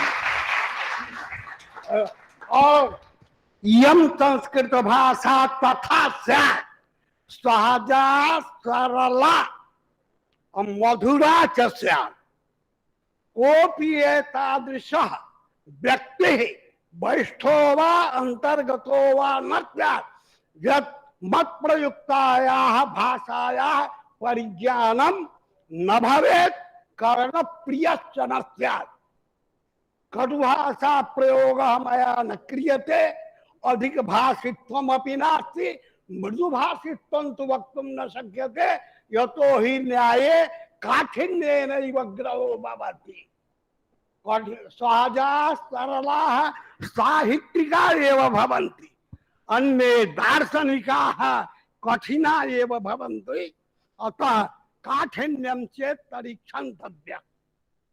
मान्याः भवद्भिः आंग्ल भाषया प्रमाणैः अर्थ परीक्षणम् एतद् विषयमवलम्ब्य बहुश्रुतम् आंग्ल भाषया, परंतु श्रीमन्तः विद्वांसः सन्ति ग्रहणन्तु नाम भारतीय दर्शनम वैदेशिक दर्शनापेक्षया प्राचीनतमम् इत्यत्र नास्ति कस्यापि वैदेशिकस्य वा भारतीयस्य वा सन्देहः लेशोऽपि नास्ति। यतो हि नवीनत्वं सहस्रवर्षात्मकं सहस्रद्वयतः अधिक वर्षीयं किमपि दर्शनं नास्ति। अद्यापि दृश्यते श्रूयते च भारतीय दर्शनमेव विदेशेऽपि प्रतिष्ठितमस्ति। भारतीय दर्शन माध्यमेनैव लौकिकं पारिलौकिकं च सुखम् आप्तुं शक्यते। वैदेशिक दर्शनेषु लौकिक पदार्थानां विवेचनं भवतु नाम, परंतु पारलौकिक पदार्थस्य विवेचनं तु दर्शने भारतीय दर्शने विद्यते। उदाहरणार्थम् अहं वदामि, गंगेशोपाध्याय निर्मिता एका पंक्ति, दुःख पंक निमग्नं जगत् उद्दिधीर्षु अष्टादश विद्यास्थानेषु अभ्यर्हित तमाम आनीक्षिकीम प्रणिनाय महर्षि। अर्थात जगत उद्धार कामनया अत्र किंचित दर्शन भारतीय दर्शन विवेचने अस्माकं कश्चन व्यक्तिगत लाभः नास्ति, परंतु जगताम उद्धार कामनयैव अस्माकं भारतीय दर्शनानां रचना। तत्र प्रमाण विषय इदानीं वदामि, समयः अधिको नास्ति, अतः प्रमाण ही अर्थ परीक्षण एतदेव विषयः मन्ये अत्र निर्धारितो विद्यते। प्रमाण चर्चा, प्रमाण विषय किं प्रमाणं प्रमाणं सामान्यतः जनाः वर्णयन्ति, भवता तु उच्यते अत्र किमपि प्रमाणं चेदुच्यता। भवत्कथने काचन प्रामाणिकता यदि भवति चेत् तर्हि प्रस्तूयतां, तदा स्वीकरोमि। यदि काचन प्रामाणिकता नास्ति न स्वीक्रियते। अतः मानाधीनैव प्रमेयस्य व्यवस्थितो भवति। तत्र शब्दद्वयं प्रमाणपदं प्रमेयपदञ्च। प्रमाणपदञ्च व्याकरणशास्त्रीय व्युत्पत्त्या प्रमीयते अनेन इति कर्ण व्युत्पत्ति यदि स्वीक्रियते तर्हि प्रमा साधनार्थकत्वम्। प्रमीयते इति भाव प्रत्यये लुट्कृते सति प्रमाण शब्दः यथार्थ ज्ञान बोधक। यथार्थ ज्ञान प्रमाण शब्देनैव प्रमाणस्य अर्थात प्रमाकरणस्य अथ च प्रमा विषयस्यापि लाभो भवति। प्रमाण ज्ञानस्यापि विशेषणे प्रमीयते इति प्रमा भाव प्रत्यय यो हि धातोः उपसर्गस्य अर्थः सएव प्रत्यय प्रतिपाद्यस्य प्रमेय प्रमाण शब्दस्यापि अर्थः। एवं रीत्या प्रमाण शब्द प्रमाणार्थकोऽपि प्रमाण साधनार्थकोऽपि प्रमाण तच्च प्रमाणं सर्वत्र अपेक्षितं। यतो हि न्यायशास्त्रे समस्त ज्ञानानां प्रति समस्त व्यवहाराणां प्रति च असाधारणं कारणं बुद्धिरेव। उक्तं च अन्नं भट्टेन सर्व व्यवहार साधारण कारणं ज्ञानं बुद्धि बुद्धि पदार्थो। वेदान्तिनोऽपि वदन्ति असंदिग्धा विपरीता नधिगत विषया चित्तवृत्ते प्रमा। ये प्रमाण लक्षण, परंतु नैयायिकानां तत्र सहमतिर्नास्ति। यतो हि स्मरणं तावत् द्विविधं भवति। यथार्थ स्मृतिरपि भवति अयथार्थ स्मृति। यद वस्तु येन रूपेण येन स्वरूपेण दृष्टं तस्य वस्तुना तेनैव रूपेण तेनैव प्रकारेण यदि ज्ञानं भवति तत् स्मरणं यथार्थभूतं भवति। यच्च ज्ञानं तथा न भवति, दृष्टं किंचिदन्यत् स्मर्यते किंचित् भवति एवं स्मरणं तु जायते, परन्तु प्रामाणिकतया प्रामाणिकत्वेन वक्तुं मया न शक्यते। ईदृशमेव बहु चिरकालात् पूर्वं मया दृष्टमासीत्। सः कीदृशः व्युत्पन्नः अव्युत्पन्नो वा इति पूर्वं न स्मर्यते। एतादृशी या स्मृतिर्जायते संशयात्मिका वा भवेत् भ्रमात्मिका वा भवेत्। अतः यथा ज्ञानं यथार्था यथार्थभेदेन द्विविधं तथैव स्मृतिरपि यथार्था। अतः अनधिगतत्वं न निवेशनीयं, किंतु प्रमात्वं तार्किका वदन्ति श्रीमन्तः यद वस्तु जादृशं विद्यते तस्य वस्तुनः तादृश रूपेणैव यदि परिज्ञानं क्रियते चेत् तत् परमात्मा। असौ सत्यवादी परमात्मकः यथा पश्यति तथैव वर्णयति। दृष्टं किंचित् अन्यत् वर्णितं किंचित् अन्यत्। तत्तु न सत्यवादी वा प्रमावादी वा कथ्यते। अतः प्रमायाः वास्तविकं स्वरूपं यथार्थ ज्ञानमेव। यथार्थ ज्ञानेन तदेव तावत् ग्रंथेषु तद्वनिष्ठ विशेषता निरूपित तनिष्ठ प्रकारताशाली यद ज्ञानम भवति तदेव यथार्थ ज्ञान विद्यते। अतः प्रमाणे नैव वस्तुनः सिद्धिर्भवति तच्च प्रमाणम प्रसिद्धमस्ति प्रत्यक्षानुमानोपमान शब्दा। विशेषतः नैयायिका वास्तविकता यस्मिन् सिद्धान्ते विद्यते स एव सिद्धान्तः न्याय सिद्धान्तः। ब्रह्मणः वस्तुतः तत्त्वमस्ति तच्च ब्रह्म निर्गुणः निर्विकारः इत्यादि वेदांति भी प्रतिपाद्य। जो निर्गुणः स्वतः विद्यते सर्गः कथं करिष्यति। निर्गुणः गुणक्रियादि शून्य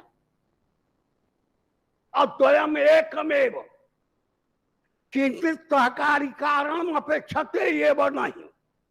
सहकारी कारण से आत्मता नहीं।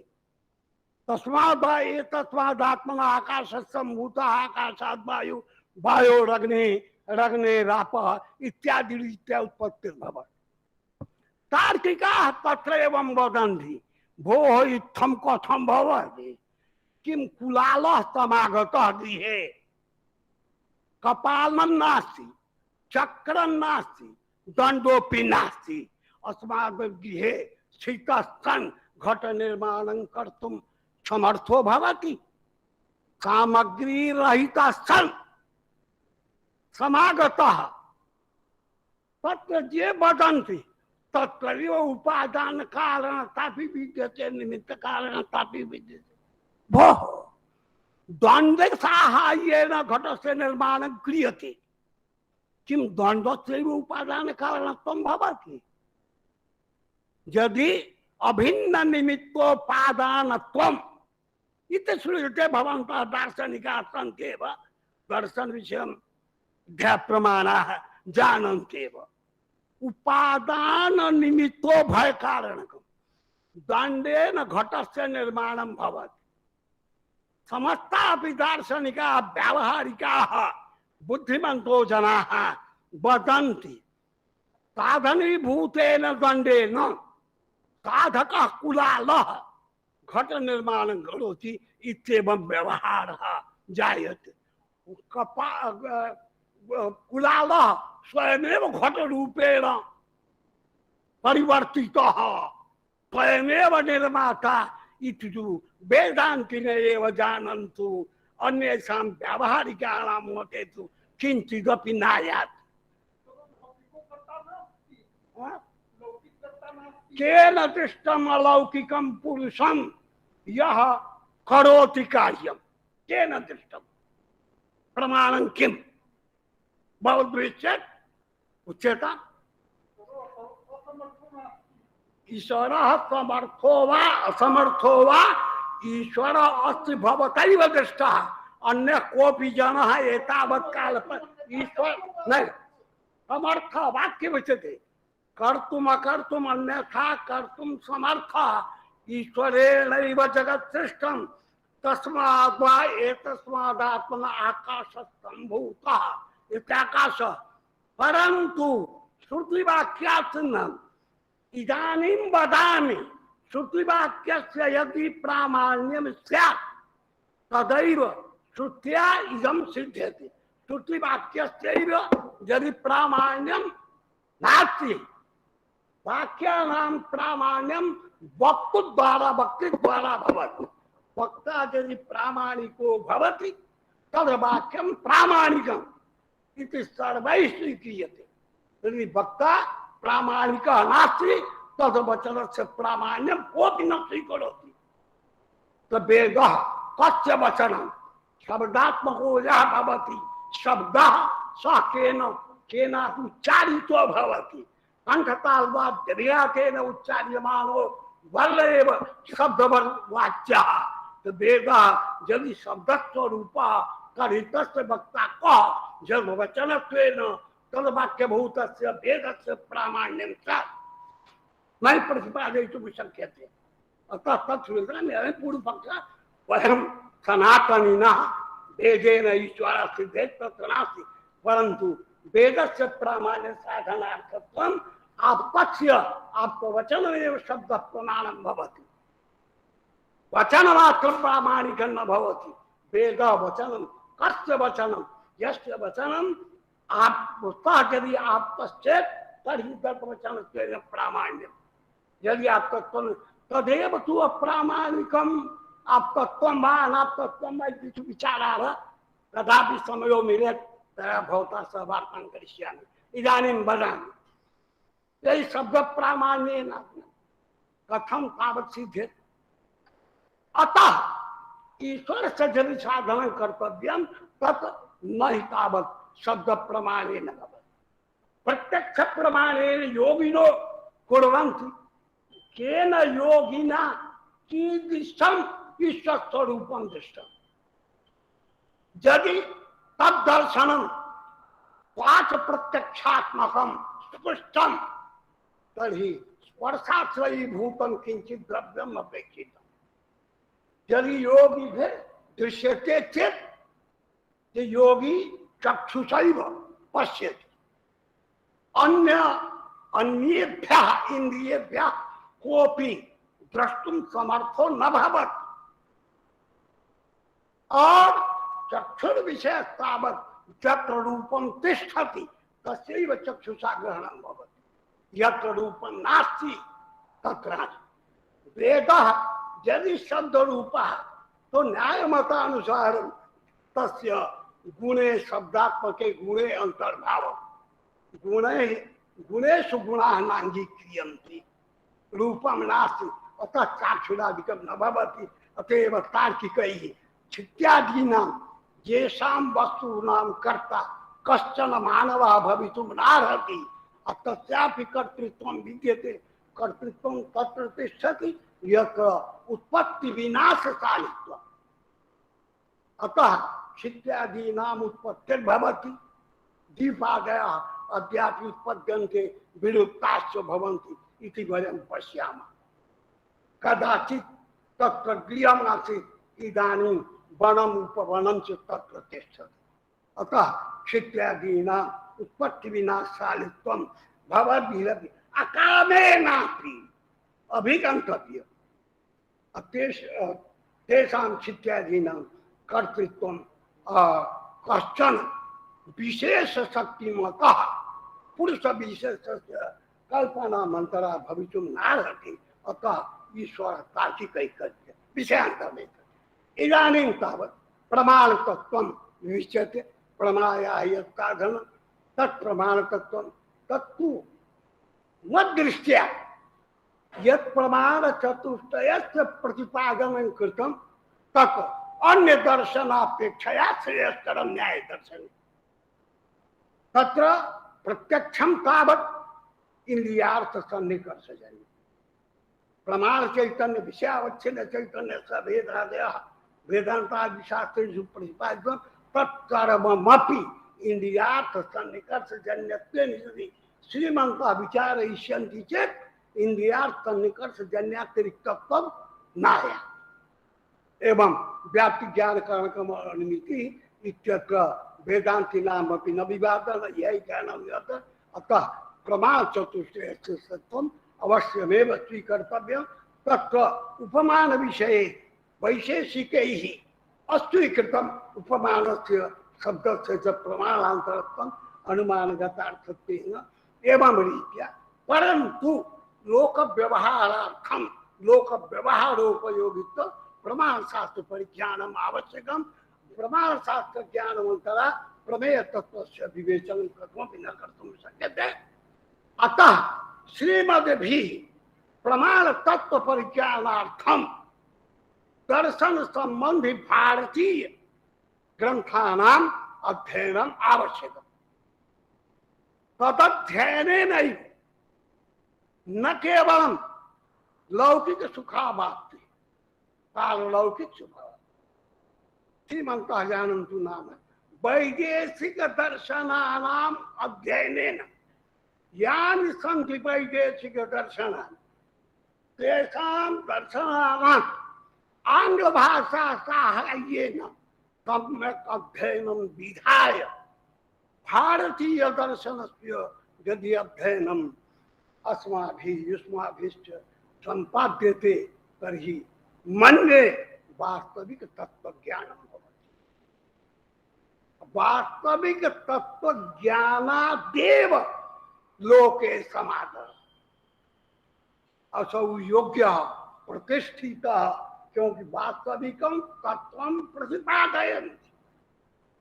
असौ गप्पी अलौकिक अयथार्थवादी बहुवक्ता इति लोकैः निराक्रियते जनः। यस्य सम्यक् परिज्ञानं सम्यक् ज्ञानं सम्यक् परिच्छित्ते अथ च इदानीमेव आङ्ग्लभाषादिना भवद्भिः सम्बोधितं संशयोत्तरं निश्चयो जायते। इदानीं नैव श्रुतमस्ति संशयोत्तरं निश्चयः जायते। संशयस्तावत् एकस्मिन् धर्मे परस्पर विरुद्ध अनेक धर्म प्रकारकं ज्ञानं संशयः। एकस्मिन् धर्मे विरुद्ध नाना प्रकारकं ज्ञानं संशय। संशय निश्चयोर महाविरोध। जत्र एक धार्मिक तत्र विद्यमान एक धर्म प्रकार के निश्चय हो सह निश्चय भवति। एकस्मिन् धर्मे तत्र विद्यमानेन एकेन धर्मेण यद् विशिष्टं भवति। यथा घटवत् भूतलम् एकस्मिन् भूतले धर्मे एकस्मिन् भूतले धर्मे यदि घट प्रकारकं ज्ञानं स्यात् सः निश्चयः। तस्मिन्नेव घटे भूतलं घटवन् न वा, अर्थात भूतलं घटवत् घटाभाववच्च, अर्थात घट प्रकारकोऽपि प्रकारकमपि च ज्ञानम् अथ च घटाभाव प्रकारिका सा बुद्धि।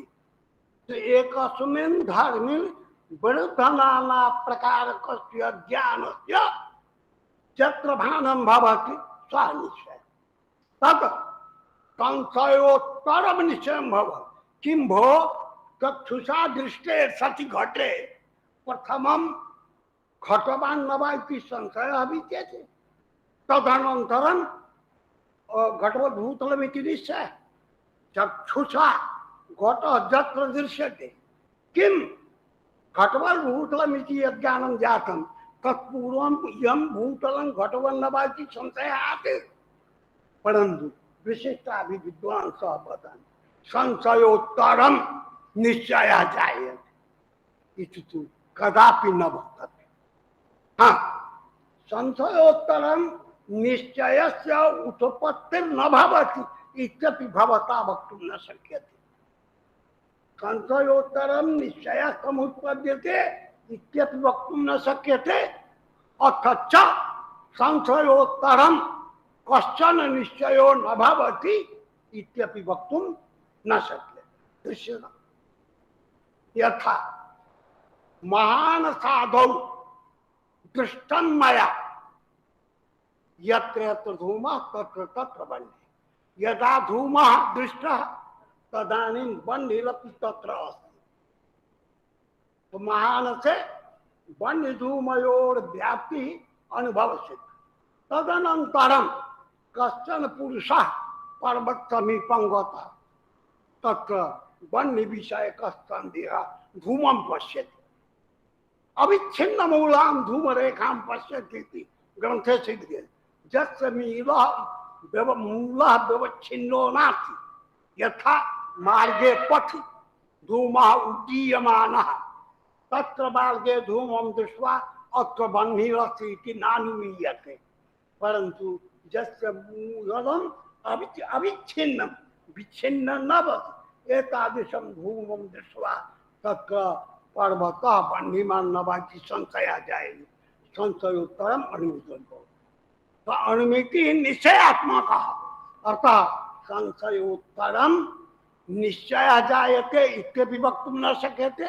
चक्षुषा घटस्य सन्निकर्षे जाते ऐसा घटः इति चाक्षुष प्रत्यक्षम निश्चयात्मकम जायते।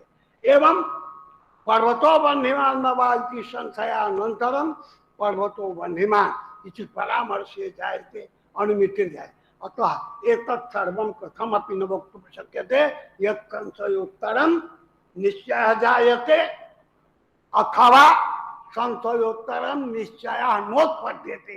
एतत् प्रतिपादनं न्यायशास्त्रेणैव कर्तुं शक्यते। परस्परं विरुद्धमेतत्। संशयोत्तरं निश्चयः न जायते एकत्र वदामः संशयोत्तरं निश्चयः जायते। एतद् वृद्धानां वाक्यानां समन्वयः शास्त्रदृष्ट्यैव कर्तुं शक्यते। तथ्यशास्त्रं न्यायशास्त्रं न्यायशास्त्रमेव प्रमाणशास्त्रम्। इदानीम् अवधीकृतं तत्र श्रूयते तद् वास्तविकं मीमांसापि प्रमाणशास्त्रमेव।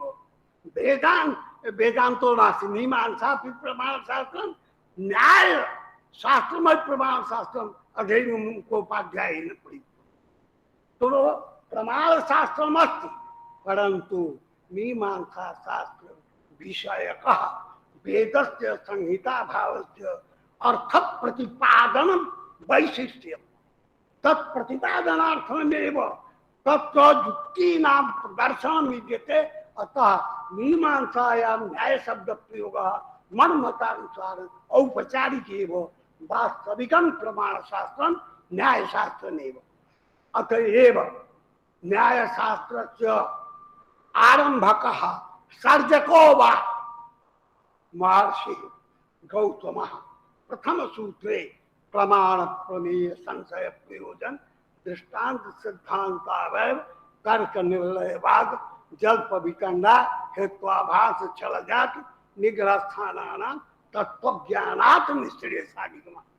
तो वास्तविकता अत्र शास्त्रस्य ऐकांतिक सुख प्राप्ति और एकांततः अत्यंततः आध्यात्मिक आधिभौतिक आधिदैविक दुखानां विनाश तदेव अपेक्षितः।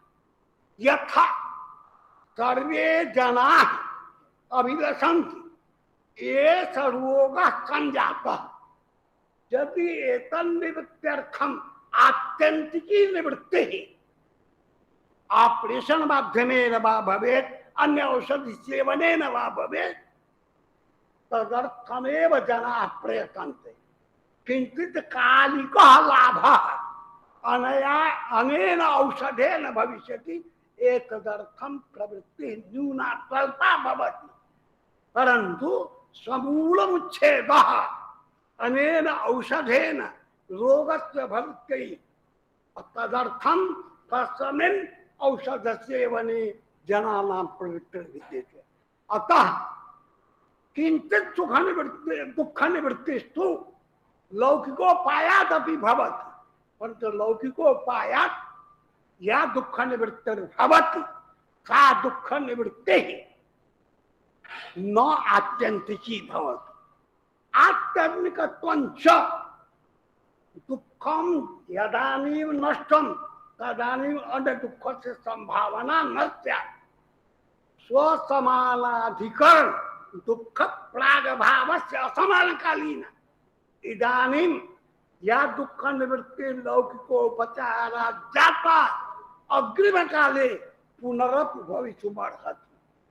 शरीरस्य विनाशत्वात् इति निश्चयो विद्यते परन्तु वह आत्यंतिक दुःखत्रय निवृत्ते यत्र भवति तदनन्तरं पुनर्जन्मादिकं न भवति इति न्याय सिद्धांत।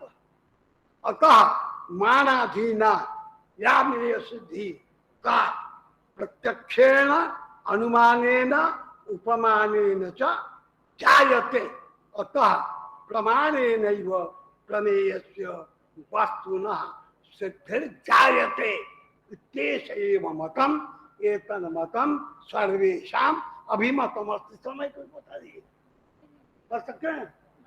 हाँ बता देना भैया। तो बोझ नहीं बनेगा। अतः प्रमेय तत्व का जो परिज्ञान किया, तत्र प्रमाण तत्व प्रमेय तत्व विषय प्रमाणम चतुर्विधम न्याय। गौतम से सूत्रम प्रत्यक्षानुमानोपमान प्रत्यक्षानुमानोपमान शब्दा प्रमाणान प्रमेय प्रमेय तत्व से वर्णनार्थम महर्षिणा गौतमेन युक्तम आत्म शरीरेन्द्रियार्थ बुद्धि मन प्रवृत्ति दोष प्रेत्य भाव फल दुखापवर्गात् प्रमेय प्रमेयम तावत न्याय शास्त्रे द्वादश विधम। ये द्वादश विध प्रमेय गणने नहीं हो। पृथ्वी जल तेज वायु आकाशादय गत्वा नत्वनिता सन्ति ते सर्वेपि प्रमेय मध्ये एव समागता भवन्ति। अथ यानि चान्यानि प्रमाणानि षड्विधानि अष्टौ प्रमाणानि भवन्ति केचन वर्णयन्ति केचन वर्णयन्ति यत् चत्वारि प्रमाणानि त्रीणि प्रमाणानि सांख्याचार्यादयः वदन्ति प्रमाणत्रयम्। अथ च प्रमाण चतुष्टयम् तार्किका नैयायिका नैयायिका तार्किक शब्देन तो वैशेषिको अपि कर्तुं शक्यते। वैशेषिकस्थो प्रमाणद्वयवादिना प्रत्यक्षानुमानमिति द्वयमेव प्रमाणम् उपमानस्य शब्दस्य च पृथक् प्रामाण्यं वैशेषिकाः न विवक्षन्ते। अतः प्रमाण चतुष्टयमेव। अथ च प्रमाण चतुष्टयं तार्किकाः नैयायिकाः विवक्षन्ते। तत्रापि अर्थापत्तिरपि प्रमाणं मीमांसकान्तर्गत प्राभाकरणतानुयायिनो वदन्ति। अर्थापत्ति तत्र भाट्टाः ये मीमांसकाः सन्ति तेषां मते षड्विधं प्रमाण अनुपलब्धते प्रमाण एवं संभवोपि प्रमाणिका पौराणिकाः वृद्धाः दर्शनशास्त्र विचाररहिताः एवं वदन्ति संभवोपि प्रमाण शतरूप्यकं श्रीमतां पार्श्वे विद्यते। पार्श्वे तु शतमुद्रात्मकस्य रूप्यकस्य दर्शनं जातं प्रत्यक्ष प्रमाणे परन्तु तत्र सत्ता 50 रूप्यकम् अस्य पार्श्वे अस्ति इति स्वतः गृहीतम्। शते 50 इति सम्भवः भवति। एवं इति मदीय पितामह एवं वदत्तत्व वृक्षे यक्षः प्रतिवसति पितापि वदति केन दृष्टं यक्षः प्रतिवसति यो हि यक्षः वृक्षे तिष्ठति तम यक्षं केन दृष्टं भवतः पितरा पितामहेन प्रपितामहेन वा वृद्ध प्रमिता इति तु वक्तुं शक्तिर्नास्ति एवं भूतमपि ऐतिह्यं प्रमाणमस्ति इति वर्णयन्ति। तेषां सर्वेषां तत्तद्ग्रन्थेष्वेव अंतर्भावः प्रदर्श्यते। मन्ये चतुर्विधत्वं तर्कमते दत्तं परन्तु वास्तविकता चेत् प्रत्यक्षानुमान शब्दानामपि उपमानस्यापि प्रमाणान्तर शब्दादि प्रमाणान्तर्गत प्रत्यक्षान्तर्गतत्वं कल्पयितुं शक्यते परन्तु प्रमाणत्रयम् अवश्यमेव सर्वैरपि दार्शनिकैः अपि अन्यत् सर्वं बुद्धिविलासमात्रम् इति मया विचार्यते। अस्ति इति तु वक्तुं न शक्यते। भव्या युक्तयः सन्ति तेषां प्रमाणानां प्रामाण्यस्य साधिकाः विद्यन्ते परन्तु लोकव्यवहारात् अन्यथा च तत्र प्रमाणस्य त्रैविध्यं प्रमेयस्य च प्रमेयेपि आत्मे आत्मना समस्ता जना परिचय। आत्मा माने प्राणः लोक व्यवहार विषय प्राणः निर्गतः यत् प्रामाणिक प्रयोगः प्राणः निर्गच्छति गच्छति वा आगतः समागतः क्रिया रहित एव विभूतत्व तत्र क्रिया न भवति, आत्मा न गच्छति नायाति, एवं भूतम आत्मत्वम शरीरं च भवद्वे यत् गंधाद्याश्रयत्वेन करचरणादिवत्वेन प्रत्यक्षमेव इंद्रियाणि तावत् तर्कमते न्यायमते इंद्रियाणां षट्त्वमेव प्रतिपाद्यते यत् वाक् पाणि पादपायु पत्र संज्ञक इंद्रियाणि विद्यते तेषाम् अस्तित्वं न्यायमतेन षड्विधैः इंद्रियैः जायमानं ज्ञानम् आत्म शरीरेन्द्रियार्थ बुद्धिपदेन सर्वव्यवहारः साधारण कर्तुं बुद्धि मनः मनस्तावत् वयम् अनुभवामः इदानीम् अहं पीडितः शिरो वेदनया वा हस्तपादादि पीडनं वा जायते इति तु अनुभवन्ति सर्वे जनाः परन्तु प्रसिद्धेभ्यः चक्षुष्भ्यः तद् ज्ञातुं न शक्यते परन्तु अनुभवः जायते अत्र पीडा अस्ति अत्र पीडा अस्ति इति अनुभवः सर्वत्र भवति परन्तु चक्षुषा वा त्वगिन्द्रियेण वा तद्ग्रहीतुं न शक्यते अतः अनुभवस्तु भवति ज्ञानं यद् भवति प्रत्यक्षात्मकं तत् केनैव इन्द्रियैनैव जायते अतः मनसोऽपि इन्द्रियत्वं सर्वैरेव स्वीकर्तव्यम् एवं रीत्या आत्म शरीरेन्द्रियार्थ अर्था विषया ये पृथिव्यादयः लोके दृश्यमाना भवनादयः जलादयः तेषां सर्वेषाम् अर्थेषु ज्ञानं भवति आत्मबुद्धिमाना प्रवृत्ति चलनात्मिका क्रिया प्रवृत्ति क्रियात्मिका भवति प्रयत्नत्रैविध्यं यदुक्तं तदेव प्रवृत्ति शब्दवाक्यं बुद्धिमाना दोषाः रागद्वेषात्मकाः आत्मबुद्धिमाना प्रवृत्ति प्रेत्य भावः जननं मरणं प्रेतः प्रकर्षेण इतः प्रेतः न तु भूतफलवाच्य यस्य आगमनं पुनर्न स्यात् तदैव प्रेत तो प्रेतभूता पदार्थाः गताः फलं सुख दुःख भोगः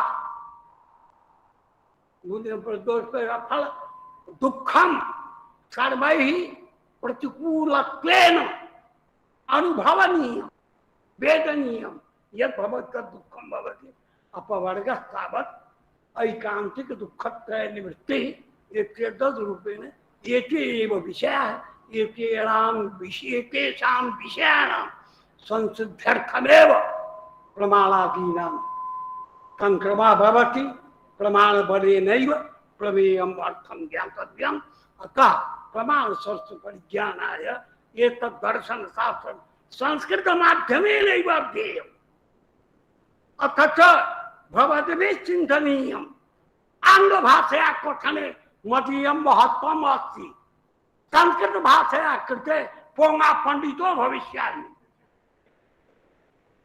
पोंगा पंडित प्रदत्तमेव सुखं भवति महान्तोऽपि नास्तिकाः यदा दुःखेन पीडिता भवन्ति पंडित समक्षं गच्छन्ति मदुद्धाराय मत्पीडा निवृत्तये कश्चन उपायः विधेयः दृश्यते वणिजामपि वा धनिनामपि कोटिसंख्यकाः विप्राः ब्राह्मणाः वैदिकाः स्वजीवनोपार्जनं कुर्वन्ति एतादृशी निष्ठा लोके विद्यते परन्तु अस्माकम् अध्ययनाध्यापन पराणाम् एषः व्यामोहः यत् आङ्ग्लभाषया यदि वदेयं तर्हि मदीया प्रतिष्ठा एतेषु भारतीयेषु मध्ये भविष्यति अहं यदि भोजपुरी भाषायां वदिष्यामि तदा ते कथयिष्यन्ति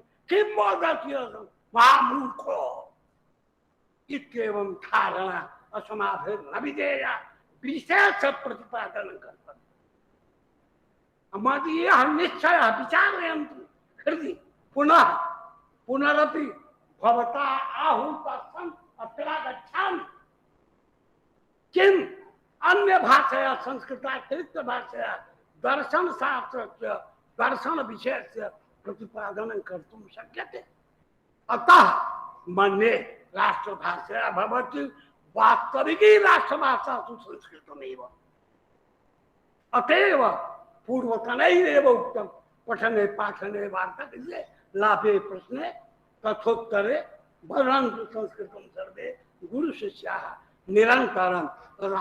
संस्कृत भाषाया उपयोग तदेव एतत् प्रतिष्ठापकानां महाभागानां तेषां कीर्तौ तेषां स्मरणपापे स्मरणमात्रेण अज्ञान निवृत्तिर्जायते तेषामपि मन्ये इयमेव अभिलाषा आसीत् संस्कृतमाध्यमेनैव स्यात्।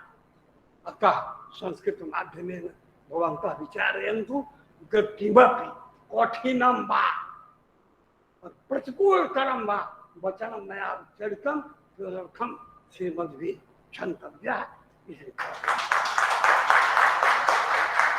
बहुत बहुत धन्यवाद सर आपके इस ओजस्वी वक्तव्य के लिए। आप आए, आपने अपना समय दिया और इतना अद्भुत व्याख्यान आपने दिया संस्कृत भाषा में। सर के बारे में बता दें कि सर को प्रेसिडेंशियल कैंडिडेट ऑफ ऑनर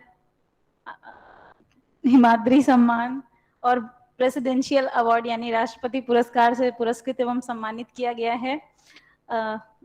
हालांकि आंग्ल भाषा में नहीं बोलना चाहिए था, लेकिन कोई बात नहीं।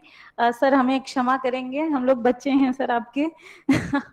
अभी काफी देर हो गई है क्योंकि 1 बजे तक का सेशन था, लेकिन हम लोग शुरू में ही थोड़ा 5-10 मिनट लेट हो गए थे।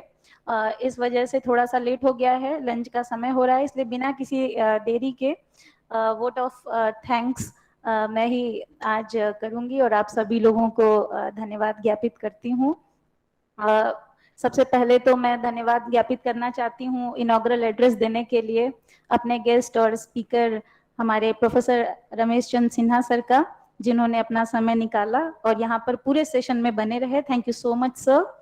और की नोट एड्रेस देने के लिए हमारे प्रोफेसर पीके मुखोपाध्याय सर, जिन्होंने पूरे थीम को बहुत ही अच्छे तरीके से हम सबके समक्ष रखा। थैंक यू सर, अगर हैं तो thank you so much sir हम सभी की तरफ से। और अंत में हमारे president of the session professor Vashishtha Tripathi गुरु जी को बहुत बहुत धन्यवाद और सादर प्रणाम। सर ने बहुत ही अद्भुत व्याख्यान दिया, हम सभी ने सुना। हमारे हेड सर प्रोफेसर आनंद मिश्र सर, जिनके मार्गदर्शन में और जिनके नेतृत्व में ये 3 दिवसीय राष्ट्रीय संगोष्ठी यहाँ पर संपन्न हो रही है। आज पहला दिन है और सर आपको बहुत बहुत धन्यवाद। आपने जिस तरीके से हम सभी लोगों को पूरी तरीके से लगातार उत्साहित किया है, उसके लिए धन्यवाद। और हमारा पूरा स्टाफ, सारे टीचर्स, हमारा पूरा ऑफिस स्टाफ और सबसे ज्यादा तो हमारे बच्चे, जिन्होंने बहुत मेहनत करके 1-2 दिन से लगातार पूरे हॉल को सजाना और सब कुछ किया है ताकि ये हमारा इनॉग्रल सेशन बहुत अच्छे से संपन्न हो पाए। और कुछ लोग जो बैक स्टेज रह के भी किसी कमिटी में नहीं है, फिर भी इस इनॉग्रल सेशन को उन्होंने सक्सेसफुल करने में बहुत हेल्प की है, बहुत कंट्रीब्यूट किया है। इसमें यहाँ के एक्स स्टूडेंट्स हैं डॉक्टर अरविंद जायसवाल जी और भी बहुत सारे बच्चे हैं। आप सभी लोगों को बहुत बहुत धन्यवाद। और आप सभी लोग अब लंच पर आमंत्रित हैं और वर्चुअल लोग जो लोग भी जुड़े हुए हैं, सारे गेस्ट हमारे और सारे पार्टिसिपेंट्स अब अपने अपने घरों में लंच कर सकते हैं। और thank you so much everyone, thank you. मैं कुछ कह सकता हूँ? एक अनाउंसमेंट है, सॉरी, नेक्स्ट सेशन थोड़ा 15 मिनट लेट शुरू होगा, तो हम लोग यहाँ पे 2:15 पे यानी कि 2:15 पे हम लोग फिर से यहाँ पे इकट्ठा होंगे। Thank you so much everyone. Next session में कौन पेपर पढ़ाएंगे, कौन प्रेजाइड करेंगे बता?